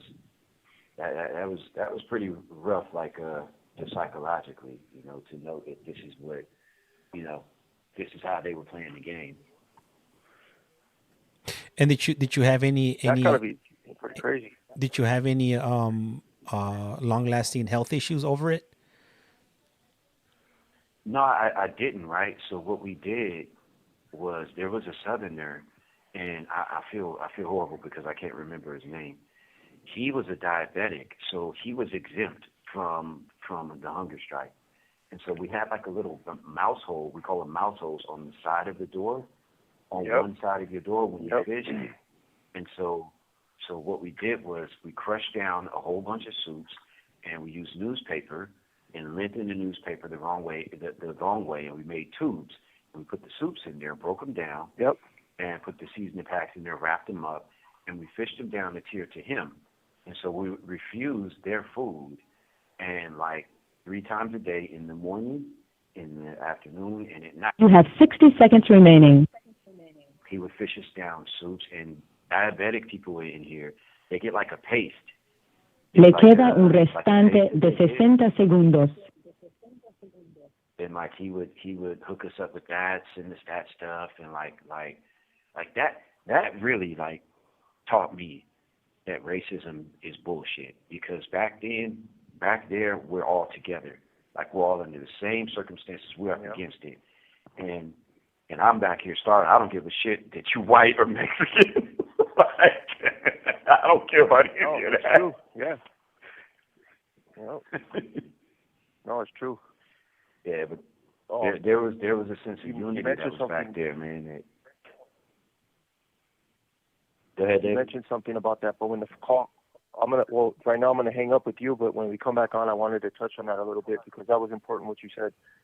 And so I'm gonna go ahead and click off right now, and then I'll give you a call back right now. Okay, for sure.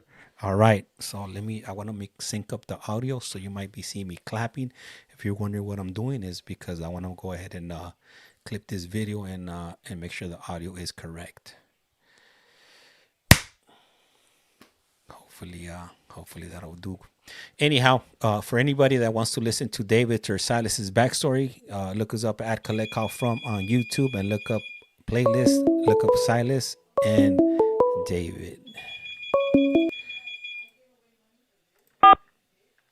This call is now being recorded. You have a prepaid call from Silas Johnson. an incarcerated individual at the Centinela State Prison, Centinela, California. This call and your telephone number will be monitored and recorded. You have a prepaid call. You will not be charged for this call. To accept this call, say or dial 5 now. David, Shit, I'm over here getting... To refuse, hang up. Thank you for using Global Tel Link. Centinela, California. Esta llamada y su número de teléfono hablada y grabada. You have a prepaid call. You will not be charged for this call. Para aceptar esta llamada, diga o oprima ahora el 5. Gracias por utilizar Global Tel Link. Man, I'm over here. I'm like the operator over here right now. hey. All right, we back. You're working that switchboard properly. No, but one thing that Silas said though that was important, right, is the unity back there. And you know, there's times where I find myself missing that, you know, and that was the part, like, I don't know if it was like the brainwashing or the warped ideology, but when I left all that behind, that was the hardest thing for me because I came into a place where it was just no unity, there was nothing. And we're not talking about like rising up and being like, you know, well, that's there too, but that's a different type, you know. We're just like, you know, Attica and hit the cup on the bars and all that, you know, together. No, I'm not talking about that. I'm talking about the feeling that you're in this together. You know, everybody back there suffering. It's the fact that when I call to Silas and I need to connect my line, the whole tier is involved. Like, it's crazy. Like, everybody, like, I'll be pulling in a line and I'll see the guy that, you know, he don't really know how to, like, make the sheet line, the spun line the way I do. So he's got his sheet that he'll rip up just to make sure that I was able to connect with Silas. And he got nothing in it, you know. He's just trying to help and just trying to be a part of the system back there, you know. We all start to talk. We all start to clown with each other. When we go to the shoe yard, we're back there. Like, we're all back there together. We're, you know, we do our little workout and stuff like that. But after that, we're just talking shit the whole time, you know. And that's the kind of thing that I missed it, man. When I left, I was thinking, I was like, man, I made a mistake, man. Like, I should have never done that, you know. And it took me years to try to undo that, you know, and to find camaraderie again. And it was just, it's hard to explain, you know, where if I knew Silas was of an opposite race and vice versa, and back there everything was like, you know, as everything stood. Esta llamada y su número de teléfono será controlada y grabada. Everything was divided along color lines, you know, what you look like, who you run with. But it's different. It's different back there in those environments, you know. I got to catch Bishu, and I was young when I got there for the first time. And I remember that the neighbor down, he was a dude named Lonnie. He was Lonnie was back there for a long time. He was kind of a militant dude, you know, black dude, super respectful. And when I got on the tier, Lonnie asked me right off the bat, he's like, hey, you need anything? And then I didn't know how to answer it because, you know, in the lower levels and stuff like that, or, you know, when you're out on the line, you're not allowed to, like, interact like that, you know, or accept things. And I didn't know what to do because I needed a lot of stuff. And Lonnie, he understood that. You know, I did. I needed stuff. I was coming out of Palm Hall. I got transferred straight from Palm Hall, which is the hole in Chino, to Tatch Bishu, and I didn't have shit, you know. And it was crazy because I was surprised that people started to send me stuff. And Lonnie, he took it upon himself, and he sent me stuff that he knew I needed. He sent me coffee. He sent me some soups. He sent me some hygiene. He sent me things that, like, my own people were also sending me. And I didn't know what to say because I'm a nice person and I wanted the stuff. I don't look at things like that, but I was more afraid of getting in trouble. And I asked my homie downstairs in the vent, you know, I knew somebody there real well. And I asked him, I was like, hey, he shot this stuff. Am I in trouble for pulling it under the door? And he just laughed at me. He's like, dude, they fucked you guys up out there. He goes, hell yeah, you take that shit. He goes, you take that shit. As a matter of fact, ask him if he's got any more coffee. I need some too. You better send that dude a thank you, though. But it that experience, it just gets you back to being human, man. To our, I mean, we all have a deep-seated need to connect. We have a deep-seated need to be known, you know, as an individual. And back there, man, I was back there with my neighbors. One was from North Hollywood, and one was from Hemet. And I was neighbors with them for 3.5 years. I was right there next door to them, man. And, like, I got to know them more than I knew anybody, you know what I mean, anybody that I was affiliated with. And, like, I mean, we've had so many deep conversations. And, man, they put me on to Game of Thrones. And, like, everybody back there was reading it, and I kept hearing about it. And they were like, hey, man, look here, man, read these books, man. Take these books. And, like, I mean, back there, man, it was like you get a package once a year. Like, everything that you get is broken down. If you get a top ramen soup, they take out the soup out of the pack, they take out this flavor out of the container, and they pour it into a cup. So they mix it. You got chicken, beef, whatever, all of that's getting poured into one cup. And they used to give you a brown grocery bag to where, you know, they just put it in there, and you have to wrap. You have to put like 3 or 4 bags around your stuff because the soups will get stale and your cookies, all of that stuff. They take all of that out of the packaging. So, you know, and there's a limited amount of things that you can buy. You know, back then they had the cup of noodles and the top ramen. We barely got the top ramen like the last 2 years I was there. And you get a package once a year, you know. So when my neighbors went and got their packages, like, and they'd send food over there to me, like, a lot of people that are listening, the viewers might think, okay, well, it's just food. Well, this is something special that you get to order, that you only get to order once a year. That's it. You know, so, like, you just, you know, the amount of humanity and care that goes on back there, even as an active gang member back then, it just had me thinking sometimes, like, what the hell are we doing, you know? No, yeah, and you don't realize that, like, when you're coming up in the game and you're out there and you get jumped into your hood and you're doing this and that, you know, you're out there doing the most, you know, but you don't, those things are never taught to you.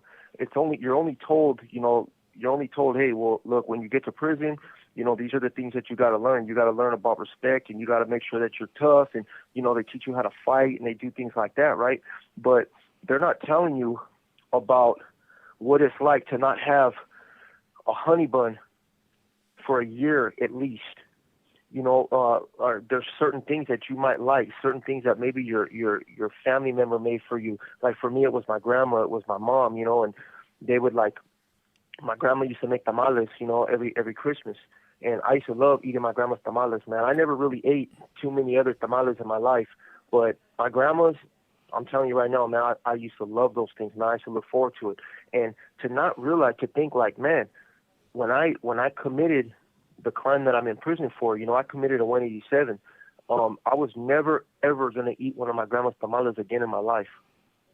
You know, and my grandma passed away while I was here. I was actually never going to see my grandma again. This call and your telephone number will be monitored and recorded. You know, and I think about that now. You know, it's like, damn, like, those are the kinds of things that I want the youth to know. Those are the kinds of people those are the kinds of things, like, if you committed crimes out there, if you're out there, it's never too late. Right now, for me, it was too late. You know, I could die in prison. They could shut the door and I could spend the rest of my life in here. I'm not close to going to board. You never know what could happen in here. And those are the kinds of things that's why I'm on this channel. That's why I do these things. That's why I push hard, because I don't want to die in prison. I can't bring my grandma back. My grandma's gone. You know, she passed away while I was in Tehachapi. And it's so crazy to think that I couldn't even mourn my grandma's death because I was so worried about who I was going to have to get on the yard. so that I can assert myself into that community, you know, and I had to push forward, and that's like some of the... Esta llamada y su número de teléfono será controlada y grabada. About understanding what it's like to get something that you don't expect it. You're not expecting it. You're just doing your time, and something comes under the door from a guy who he's not going to be able to get that back. He can't order that again. But the thought that went into that, like, you know what, I think my boy Silas might like some of these treats right here. I'm gonna make sure that I'm gonna divide all this up, and it's gonna be less for me, but I'm gonna make sure because we're all in this together. And whether Silas shoots it back or not, because you never know, he might not be in a position to get a package. You know, some people got packages in other people's names because they don't got nobody that loves them. They got nobody that takes care of them. They've burnt all their bridges. They're done. They've been in for so long. And me, when I see one of them people, I was like, "Hey, so you ain't getting a package?" You know, I got, you know, let's do this. You know, and that's unfortunate, you know. And we'll leave them a few things, and we'll divide it up with the fellas. But it's hard to explain what that feels like, you know, to not have those things. I thought about all the things that I'll never get to do again if I was to die in prison. You know, I would never be able to drive a car. I would never be able to own my own dog. Like, I can't even have my own dog, you know, to roll around with and have fun with. Like, nothing pure. Everything in this place is tainted in some way, you know. But, you know, you start looking past those things, and I stopped being negative about those things, and I started looking at all the things that I still have. The other day, remember, Silas, when we were walking on the track, and remember you brought it up.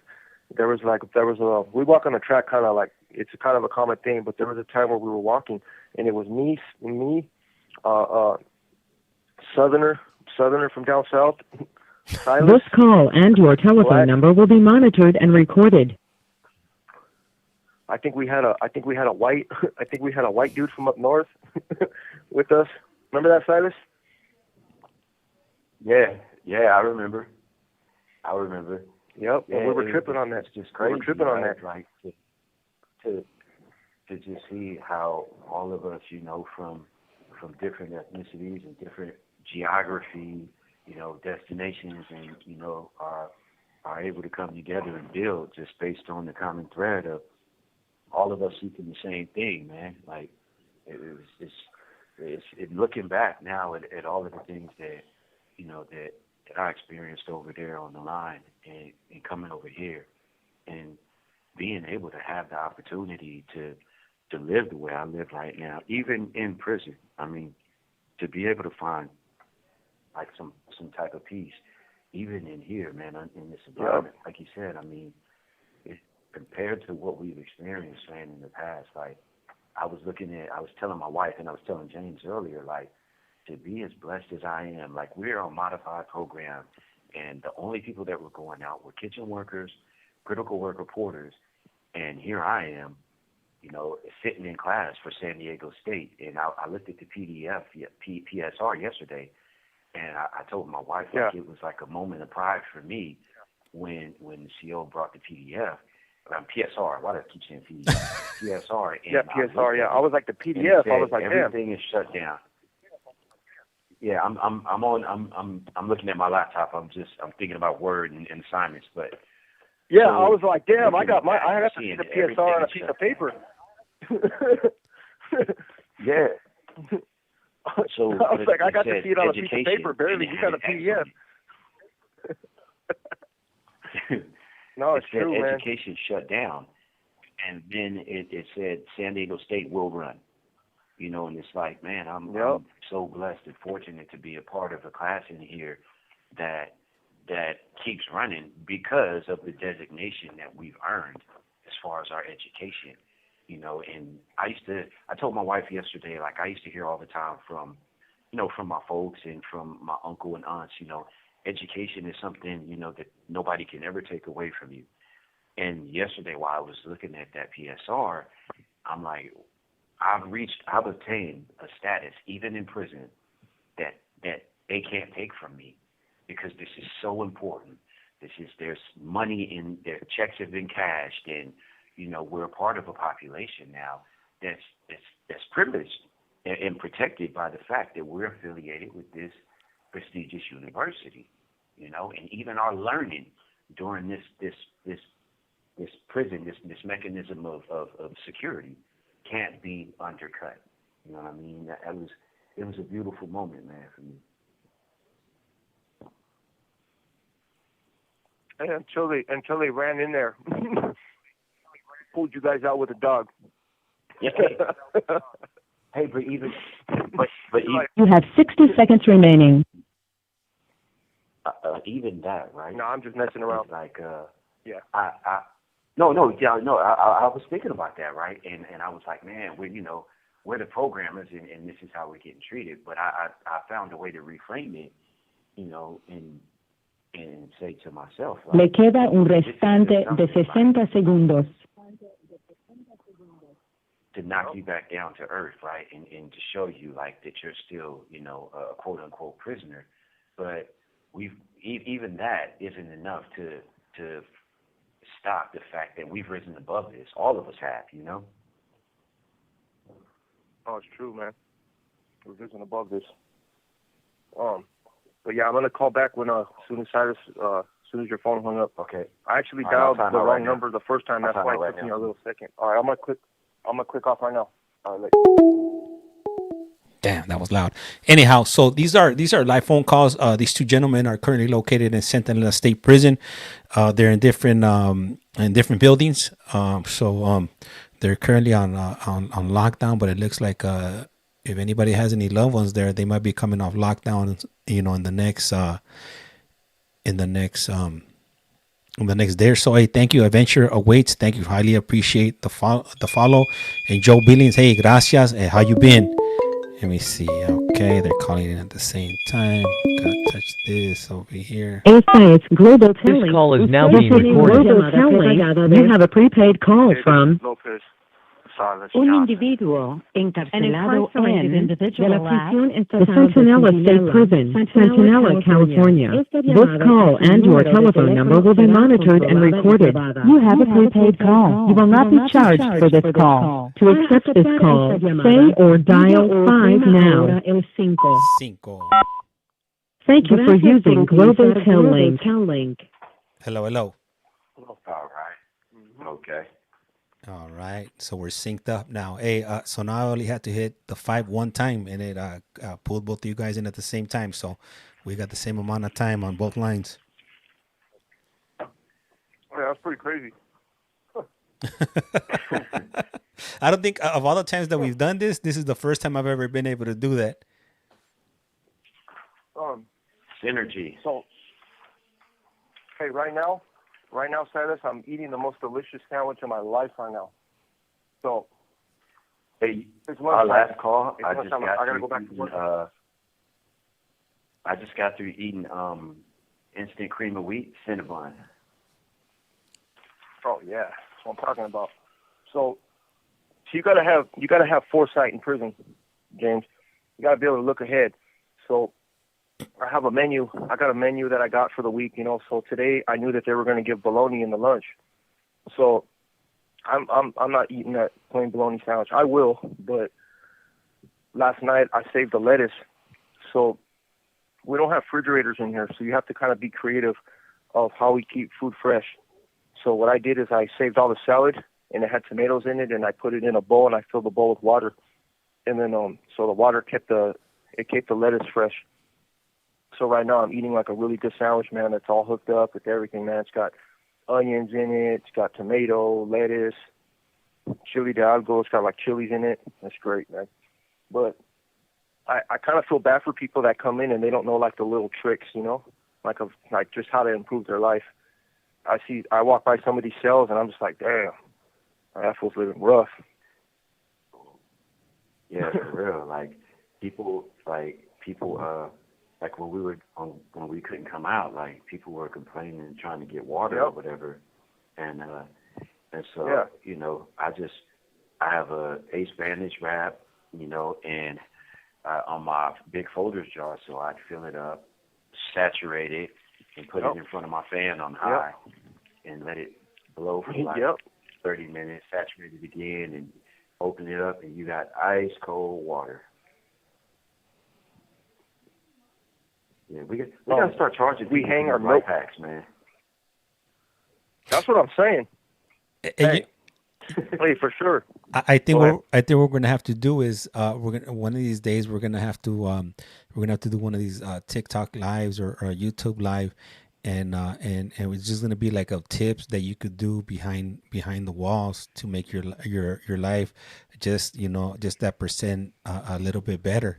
And maybe they could share with their family members, because maybe people, it might be their first time going to prison, so they might not know a lot of this information, so they're not hip. They're not hip up to the game. Whatever you do when you walk into that housing unit, whatever you do not accept the Snickers bar. Don't do it. Don't do it. You know what? As a matter of fact, do it. As a matter of fact, I've been thinking about having you guys come on and do one for people that have never been to prison before, and how to navigate and how to survive like your first day in prison, if you do end up on an NDS yard. So you don't end up in a bad situation, because I don't that I recall, I haven't seen anybody do one for California, and I think it'll be a good tutorial. Not that I'm promoting for people to go to prison, but the truth is that people are going to end up in there regardless. So if they know what to expect when they get in there, they might just be able to do a little bit better. Yeah, and this is the thing. Look, the United States, and I don't mean to preach and stuff like that, but the United States it does have a this system. Call and your telephone number will be monitored and recorded. The United States does have a system of mass incarceration. I think I saw something one time that said there's like 1 in 5 people in the U.S. know somebody that was incarcerated or was incarcerated themselves. It was a crazy number, and so, look, the fact of the matter is people that may go to jail. That's just what it is. You may have loved ones that are already incarcerated and whatnot. And look, prison's a horrible place, man. It's a horrible place. County jail's a horrible place. Like, honestly, you heard what James was doing. He was literally showering underneath a bag. You know what I'm saying? Like that right there. That image right there was so crazy, because I have a vivid imagination. Any of the viewers that actually know me know that I go deep with my imagination. And I saw James right there just running herbal lessons across his brocha.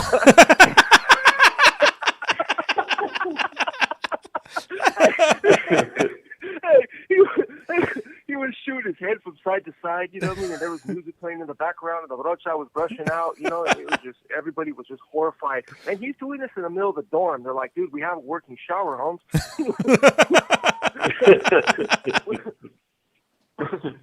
What are you doing? Hey, so instead of throwing... Instead of stop lathering up my hair, because I don't have any, I'm lathering up the brocha, and then when I'm rinsing off the water, I'm just like shaking my brocha in the air, and all the water just coming off of it instead of my hair, since I don't got any. Hey, that's crazy. And that fool put his whole package. He got a once-a-year package. James got a once-a-year package, and it was all hair care products, and this fool's bald. Hey, but that brocha right now, let me tell you right now, hey, that mustache was magnificent. If I don't say so myself. Like, hey, that thing was glimmering. Yeah. And so this is so you never know, though. You never know, man, if you're going to end up incarcerated, if you got somebody that's incarcerated. And these little tips right here, let me tell you right now, though, there's these videos that they show you when you first get to reception, and when we're talking about the Snickers bar. And I'm telling you, man, I was in this holding tank, right? And because I used to go straight to the hole, I was indeterminate shoe. So when I pulled up to reception from the county, I was a lockup from the gate. So I have to sit there longer than everybody else in these damn cages waiting for a space in the hole. So there's always some other guy that's waiting with me. It'll usually be like 2 or 3 of us.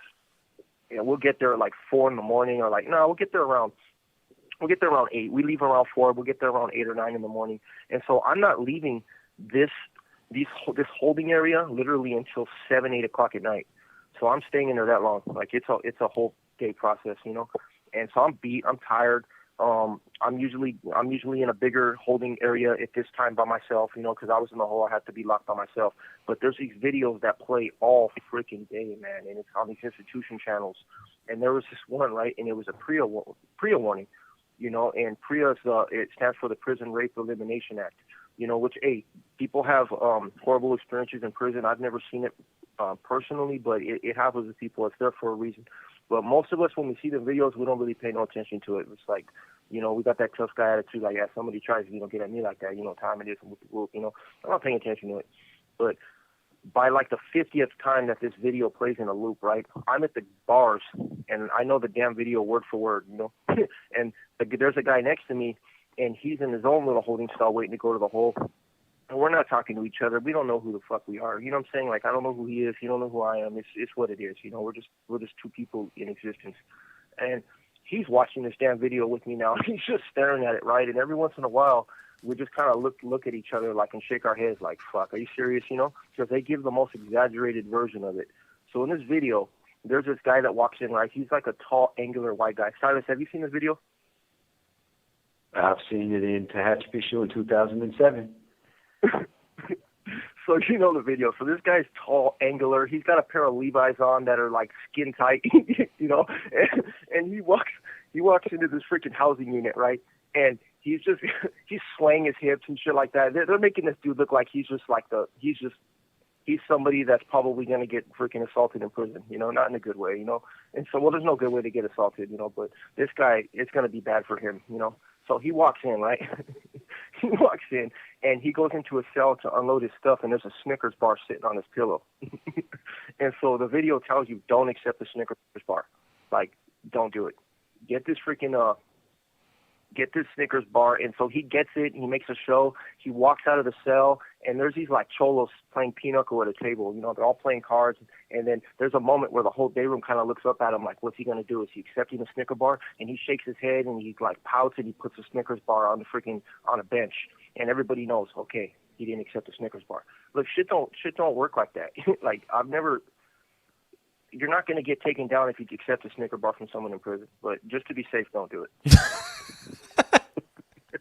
Don't do it. Don't do it. Don't just. If someone offers you know? you Snickers or candy of any sort when you first hit the yard, it would be wise to refuse. Yeah, but and the thing is, I think now that could actually work against you. I think now if somebody accepts a Snickers bar, it's basically like I could see them like trying it out. Like, hey, maybe this fool, maybe that's like their code, you know, like Snicker bar, you know, like if this fool gets a Snicker bar, like he's one of them. You know what I'm saying? Like it's one of them like meet me in the back of the rest stop kind of things, you know? Yeah. Hey, that would be crazy. Your ear on the right side. That would be the crazy thing. Now this person is expecting some kind of payoff from accepting it.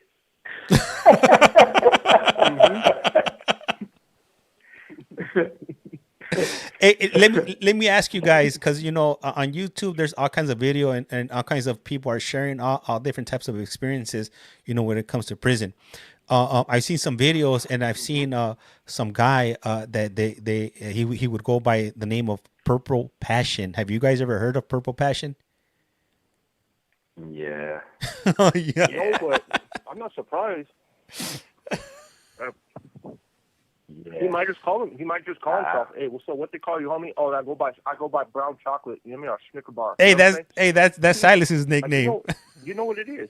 This call and your telephone number will be monitored and recorded. Será controlada y grabada. Oh no! I can't believe you told him your stripper name, Silas. El hombre chocolate. El hombre chocolate. Look here, the hombre chocolate. Yeah, we're not doing it. That's the handle, man. That's the handle, man. Hey Silas, so you said you have heard of him. Are the legends true? You know what they say about him? I mean, I've never met the person, and I've heard a lot about it. But I mean, I heard that, you know, this is purportedly somebody that was a Saguni or homosexual, and and kind of forcefully rape people in prison. Like I've heard the story that hundreds of times. There was somebody else too. There was somebody else, like really notorious, like for as legend would have it, for doing the same type of thing. And not Bubba. Not Bubba. More notorious than Bubba? This guy was in Corcoran's shoe. Okay, look, you can Google the 60 Minutes expose that they did on the gladiator fights in Corcoran's shoe. I've heard of the guy, and I always thought he was Bubba. Yeah, I heard of the guy that they would put you in a cell.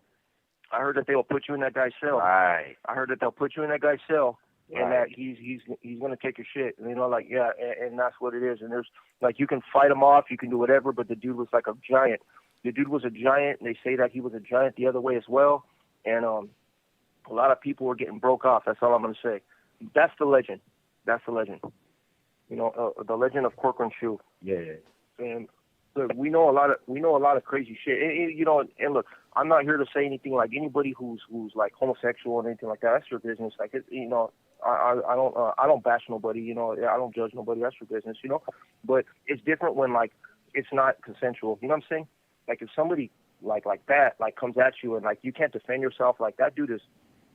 If I would have come across that dude in my You have day, 60 seconds remaining. Le queda un restante de 60 segundos. I would have liked to think.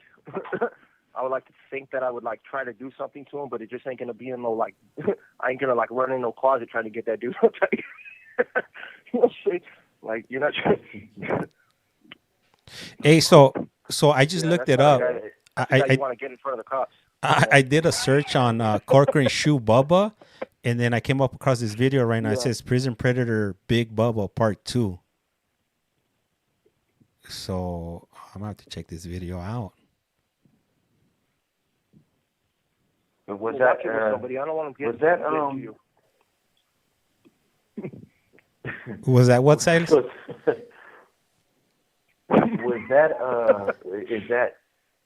that associated with the 60 Minutes story with expose, or was that something else? No, this is just a YouTube video somebody put up.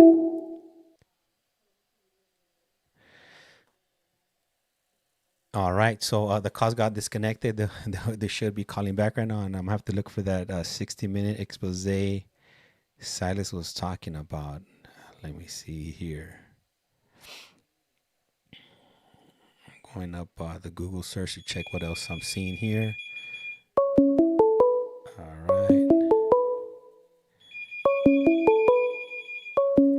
right. This call is now being recorded. This is Global Tel Link. You have a prepaid call from Silas Johnson. an incarcerated individual at the Centinela State Prison, Centinela, California. This call and your telephone number will be monitored and recorded. You have a prepaid call. You will not be charged for this call. To accept this call, say or dial 5 now. 5. Esta es Thank you for using Global Tel Link. Llamada prepagada de David Lopez. un individuo encarcelado en de la prisión estatal de Centinela, Centinela, California. Esta llamada y su número de teléfono será controlada y grabada. You have a prepaid call. You will not be charged for this call. Para aceptar esta llamada, diga o oprima ahora el 5.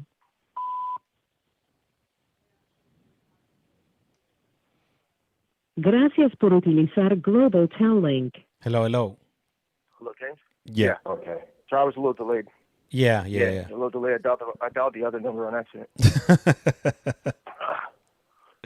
So yeah, I was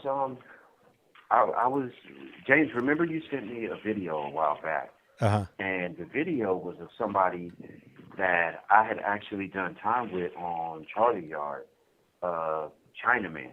Yeah. And he was talking about something like that in one of the videos that you sent me. They wiped the video. They took the video down for what reason, I don't know. But they approved it, and I saw it, and then they took it down. Is that what you're talking about? So yeah, so funny enough, right now. So right now, when I was waiting to reconnect the video, it is one of his videos that came up. Crazy. Yeah. So I'm not sure. I came down here from Kern Valley with that dude. With Damian Porter. Yeah. Oh, okay. Yeah, I remember that. Yeah, when I think when he started up, yeah, I sent you a clip, and it was kind of funny that that you said you actually knew him. You guys had ended up in that prison at the same time, right? Yeah. We came down here on the bus together, and we went in the 5 building together as well. And when I came back, I went to B Yard. I caught a shoe, went to B Yard for a couple of years, and when I came back, he was still in 5 building. Mm-hmm. You know what? I'm gonna try, because you said there was a 60-minute expose, right, on the Corcoran shoe and Big Bub. I'm gonna check it and see if I could locate that. Do you remember like any of the details? Because if you could provide some of that, it'll probably be a lot easier for me to locate that video.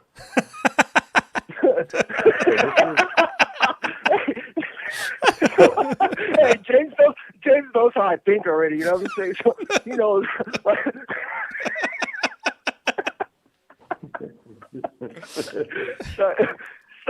We're gonna need some details, son. I need you to be as descriptive as possible. I want to locate this video. I want to make sure I'm 100% accurate. You know. I don't want to put out incorrect information. So it's like around what time? Esta llamada y su número de teléfono será controlada y grabada. Yeah, for sure. Sounds like the Dateline guy too. Oh, wow. Hey, that's funny. He's like Chris Hansen right now, man. Okay, so I found this video. It's a 60 minutes classic, and it's dated back in 1999. No. Would that be right around the time that you recall this video coming out? Exactly. When the feds took over for a little while, and a couple of COs got in trouble right there, and they were setting up the little fights on the yard. And there was I believe they said that they were giving them like sack lunches and stuff to like put in people's cells, and like it was weird. But I don't know if his name is Bubba. I don't think his name is Bubba. I don't know. It's been a while. Yeah. I saw it though. I actually saw it while I was in Corcoran Shoe. They had played it over again on 60 Minutes. And they were just talking about the fights between the blacks and Mexicans on the group yards, them shooting people, setting people up and stuff like that.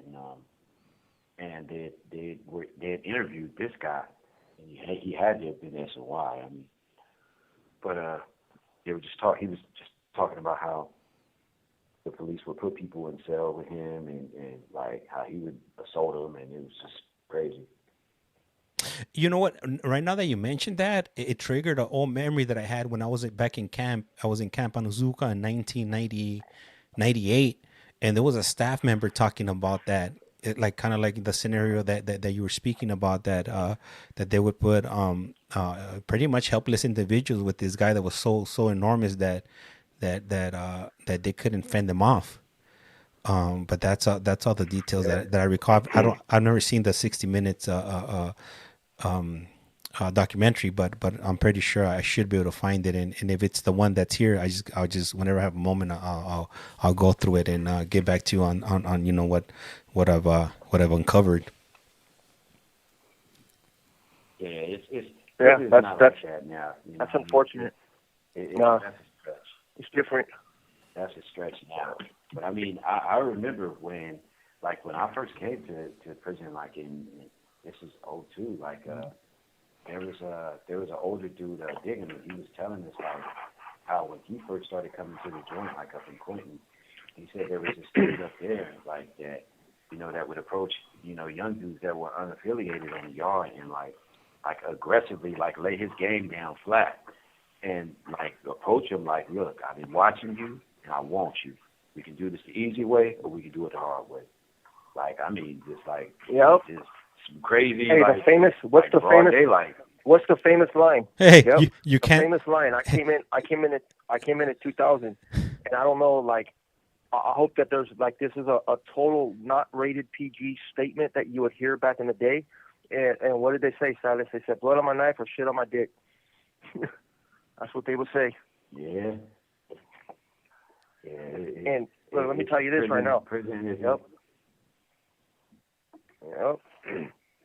Let me tell you this. Like, there's people, and I feel bad, like, for people that didn't know better, or they weren't, like, they were scared, and maybe if that happened to them, like, I feel fucked up, you know, like, for them. Like, I do. I think that's a horrible thing that happened to them. I think it's gonna fuck their whole life up, and they'll never be the same because of an experience like that, you know. But we had a show one time, Silas, where we were talking about American Me, you know, and the influence that movie had on me as a young Mexican gang member, and also Marcelli the same way. And there's a scene on there, you know, where they actually, like, you know, they took that dude's shit, and, you know, we always like said, like, well, they had a big bag of rice. They had a big bag of rice right there, you know, and they threw that dude's face in the rice right there, and they, you know, they did some shit to him, you know. And in my mind, like, that shit, that changed my viewpoint on things.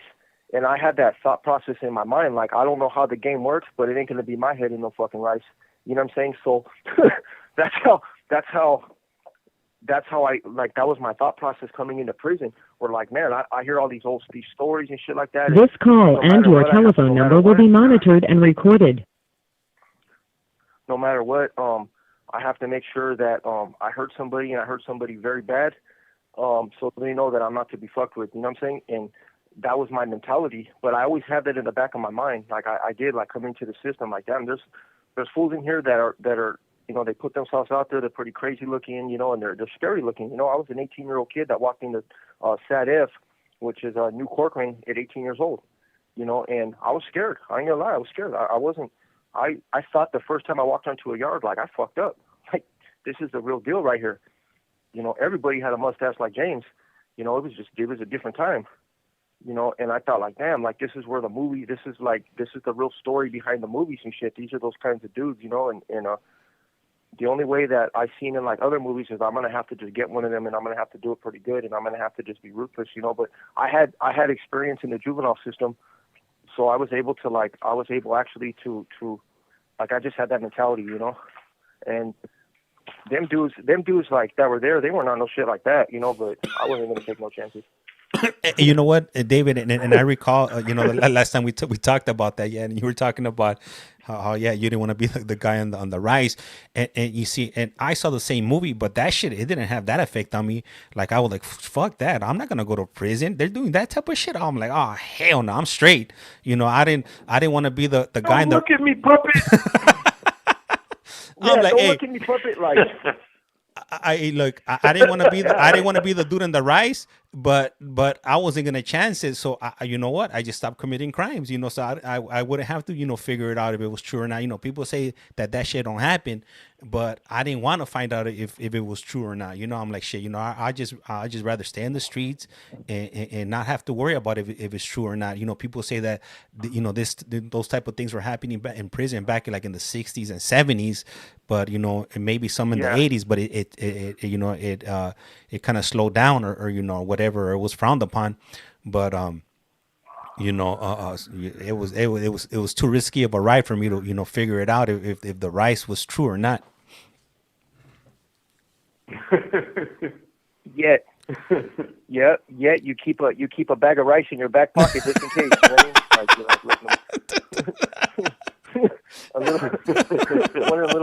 one. Right.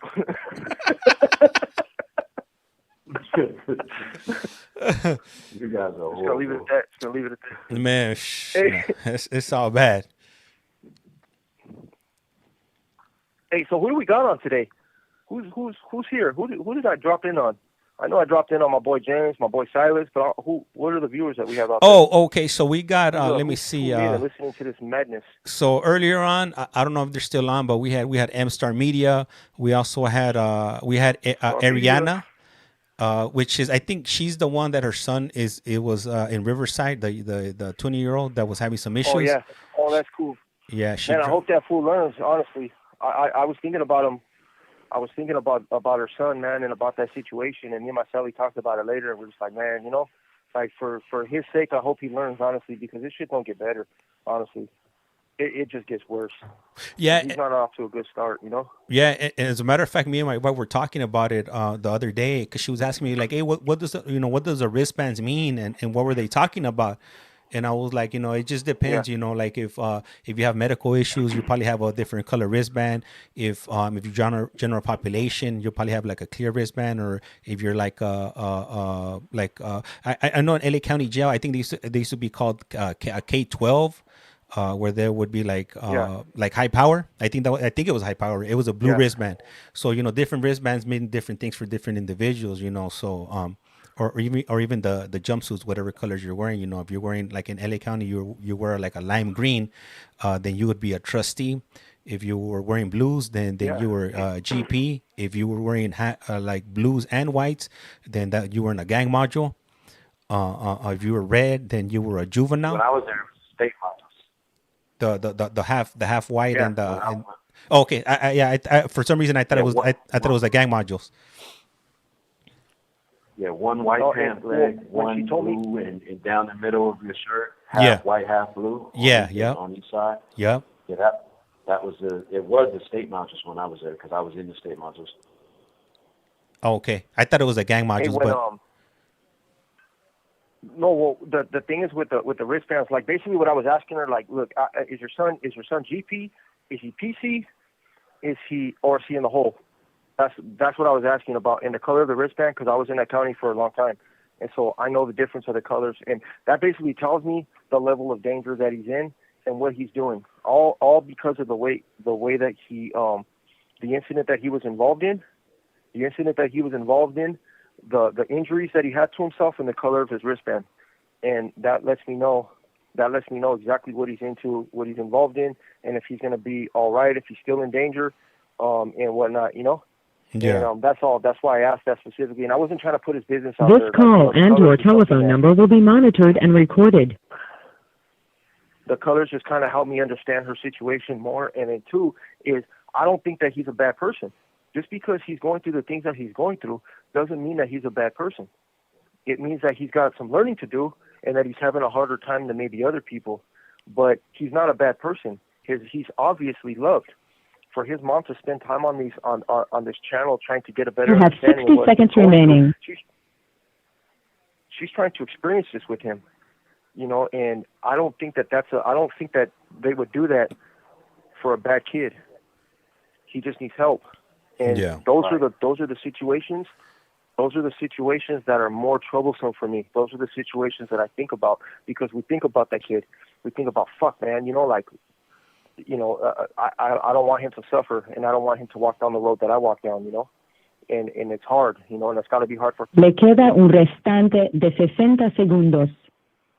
And I feel for her, and I feel for him, man. She's fucked up, but. Hey, this is gonna hang up pretty soon. I got one more call because I got to go back to work at 1:00. Okay, all right, cool, for sure. All right, I got to call the missus. Click off right now. What was that? All right, you out of here? I'll call back. Okay. I'll call back for a couple minutes. All right. All right, cool. All right, so that's gonna be David and Silas coming in from Centinela D Yard, and they were talking about one of our viewers.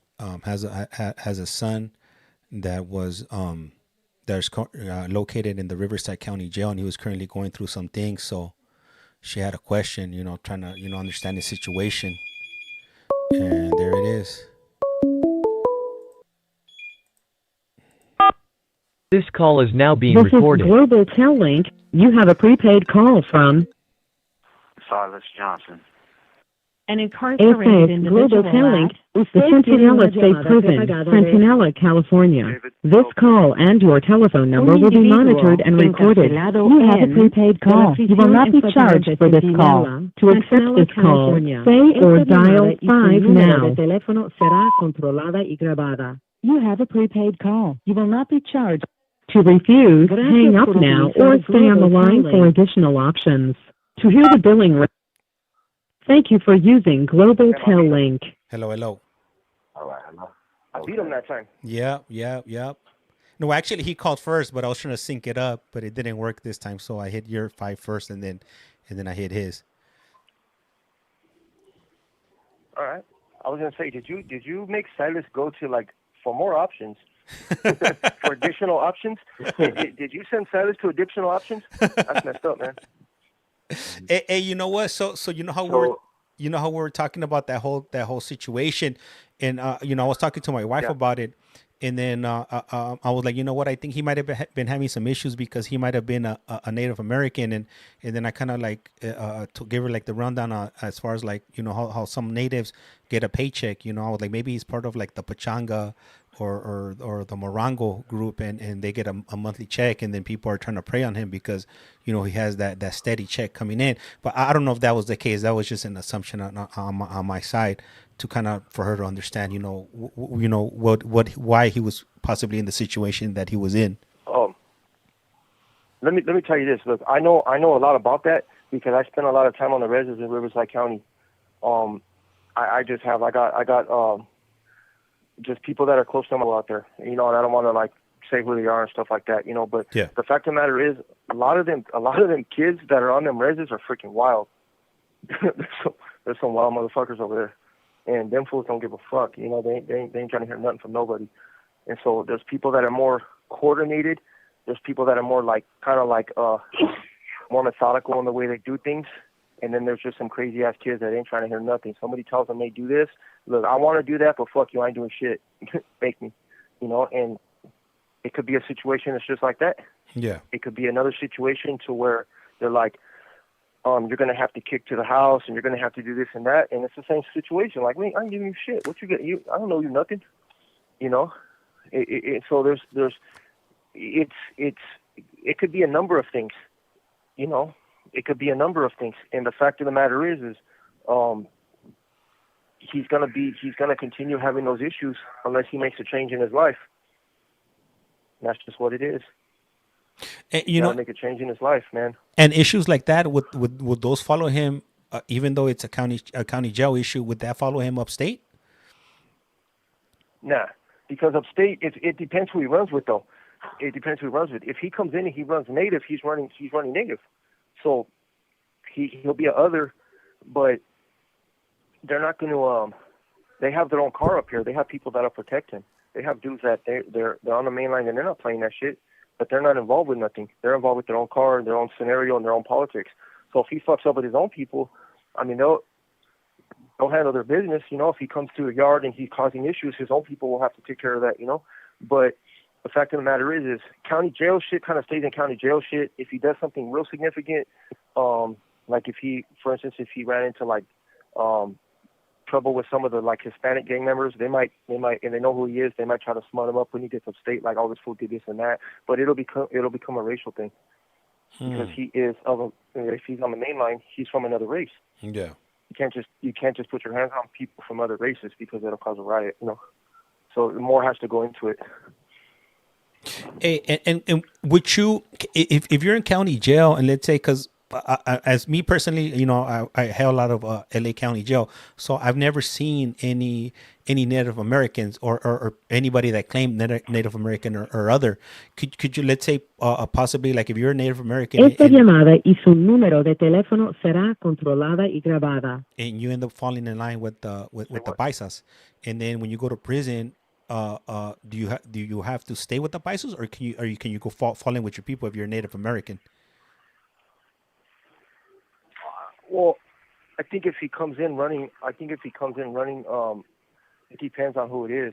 Yeah. Like if he's a paisa. Yeah. If he's a paisa. This call and your telephone number will be monitored and recorded. They'll probably be more lenient towards that if he's a paisa and he comes to prison and he's like, hey, I didn't know, you know, if he's young and stuff, they'll give him a break, you know. But generally, who you start with is who you're going to finish with, you know. But so like in LA County, like I said, there is no Native American. So who do you fall in line with? Like obviously you gotta choose a group. You just can't, you know, be off by yourself, be a lone wolf. Yeah, that's kind of what it is. Yeah. You know, he'll probably kick it with homies. He'll probably kick it with Mexicans or you know, or maybe even Asians. Yeah. but he's gonna fall in with somebody. Yeah. It just depends. Whoever that is, though, he is of his own entity, though. Yeah. There's people that are by themselves. I've never come across anybody like that. Yeah, I've seen people here and there, Yeah. people here and there that's what it is, but you never know. Silas, I know that you don't have a lot of time with us, man, so I just want to say, man, it was cool, man, spending this time with you. Absolutely, man. It's good hanging out with you as always. So I got the family vision coordinator got back at me and told me that he was good. He has 5 people going out on the 13th, and he's going to keep me with the date that I have on the 10th of January. So that was kind of a bummer. But now that all of this is going down, maybe it's just as well.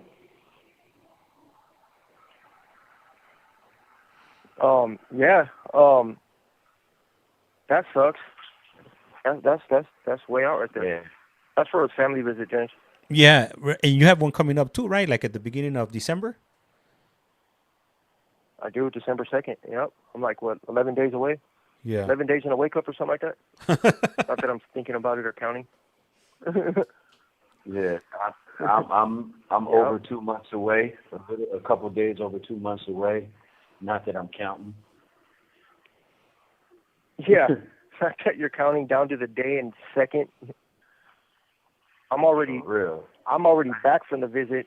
And sad. David, you've never seen me skip. January, at the end of January, you will see. I said, you've never seen me skip. At the end of January next year, you will see me skip. I'll skip. I want you to hear this, James. I want you to take note. I want all the viewers to take note. Silas will be skipping after January. Skipping. So you know. Skipping. Hey, arms swinging wildly, the whole 9. Hey, you might be moonwalking. Yeah, family visits. So they take you out of this place. They put you in another. They put you in another. Like, man, you're in an apartment. You're there with your loved ones. It's called conjugal visiting, but it's more than that. I'm saying? It's something that you can actually connect, and you can leave this place for 3 days. Well, 2 days and 2 full days, and then another like a couple hours in the morning. But it's just different. Yo, I had a question. I got a question for you too. On this last form, right? This last page. Yep. Where it's the visiting notification.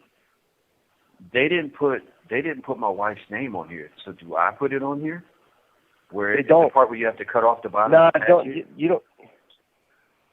They don't, honestly. You could write it if you want. I never do. I just send it to my wife, and I send it to my wife. Just, I guess, kind of who they know, because they know who's coming. But I never do, honestly.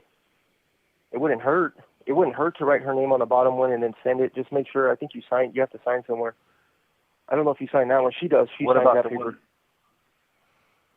But you don't have to. So you don't need the top part. You just detach the bottom part right here, like it says.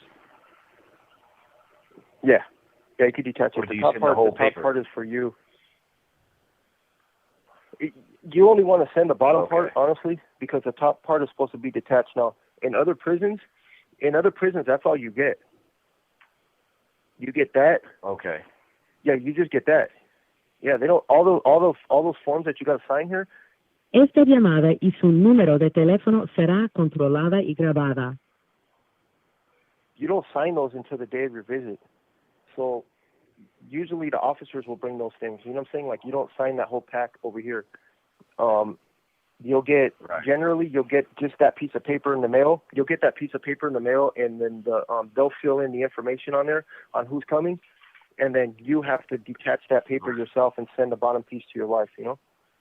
So they kind of just do it for you. It's kind of like an informal notification.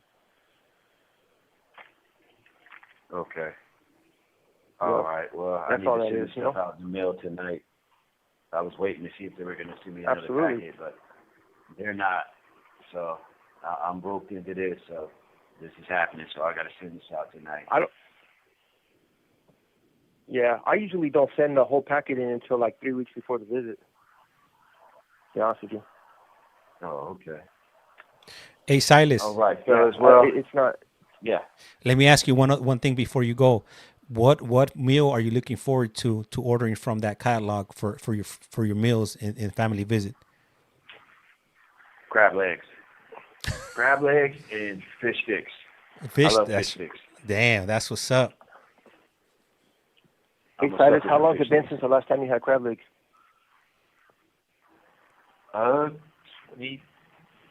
probably 25 years, 6 years, because I didn't have any, like, maybe like a year and a half before I came to prison, so it's been a while.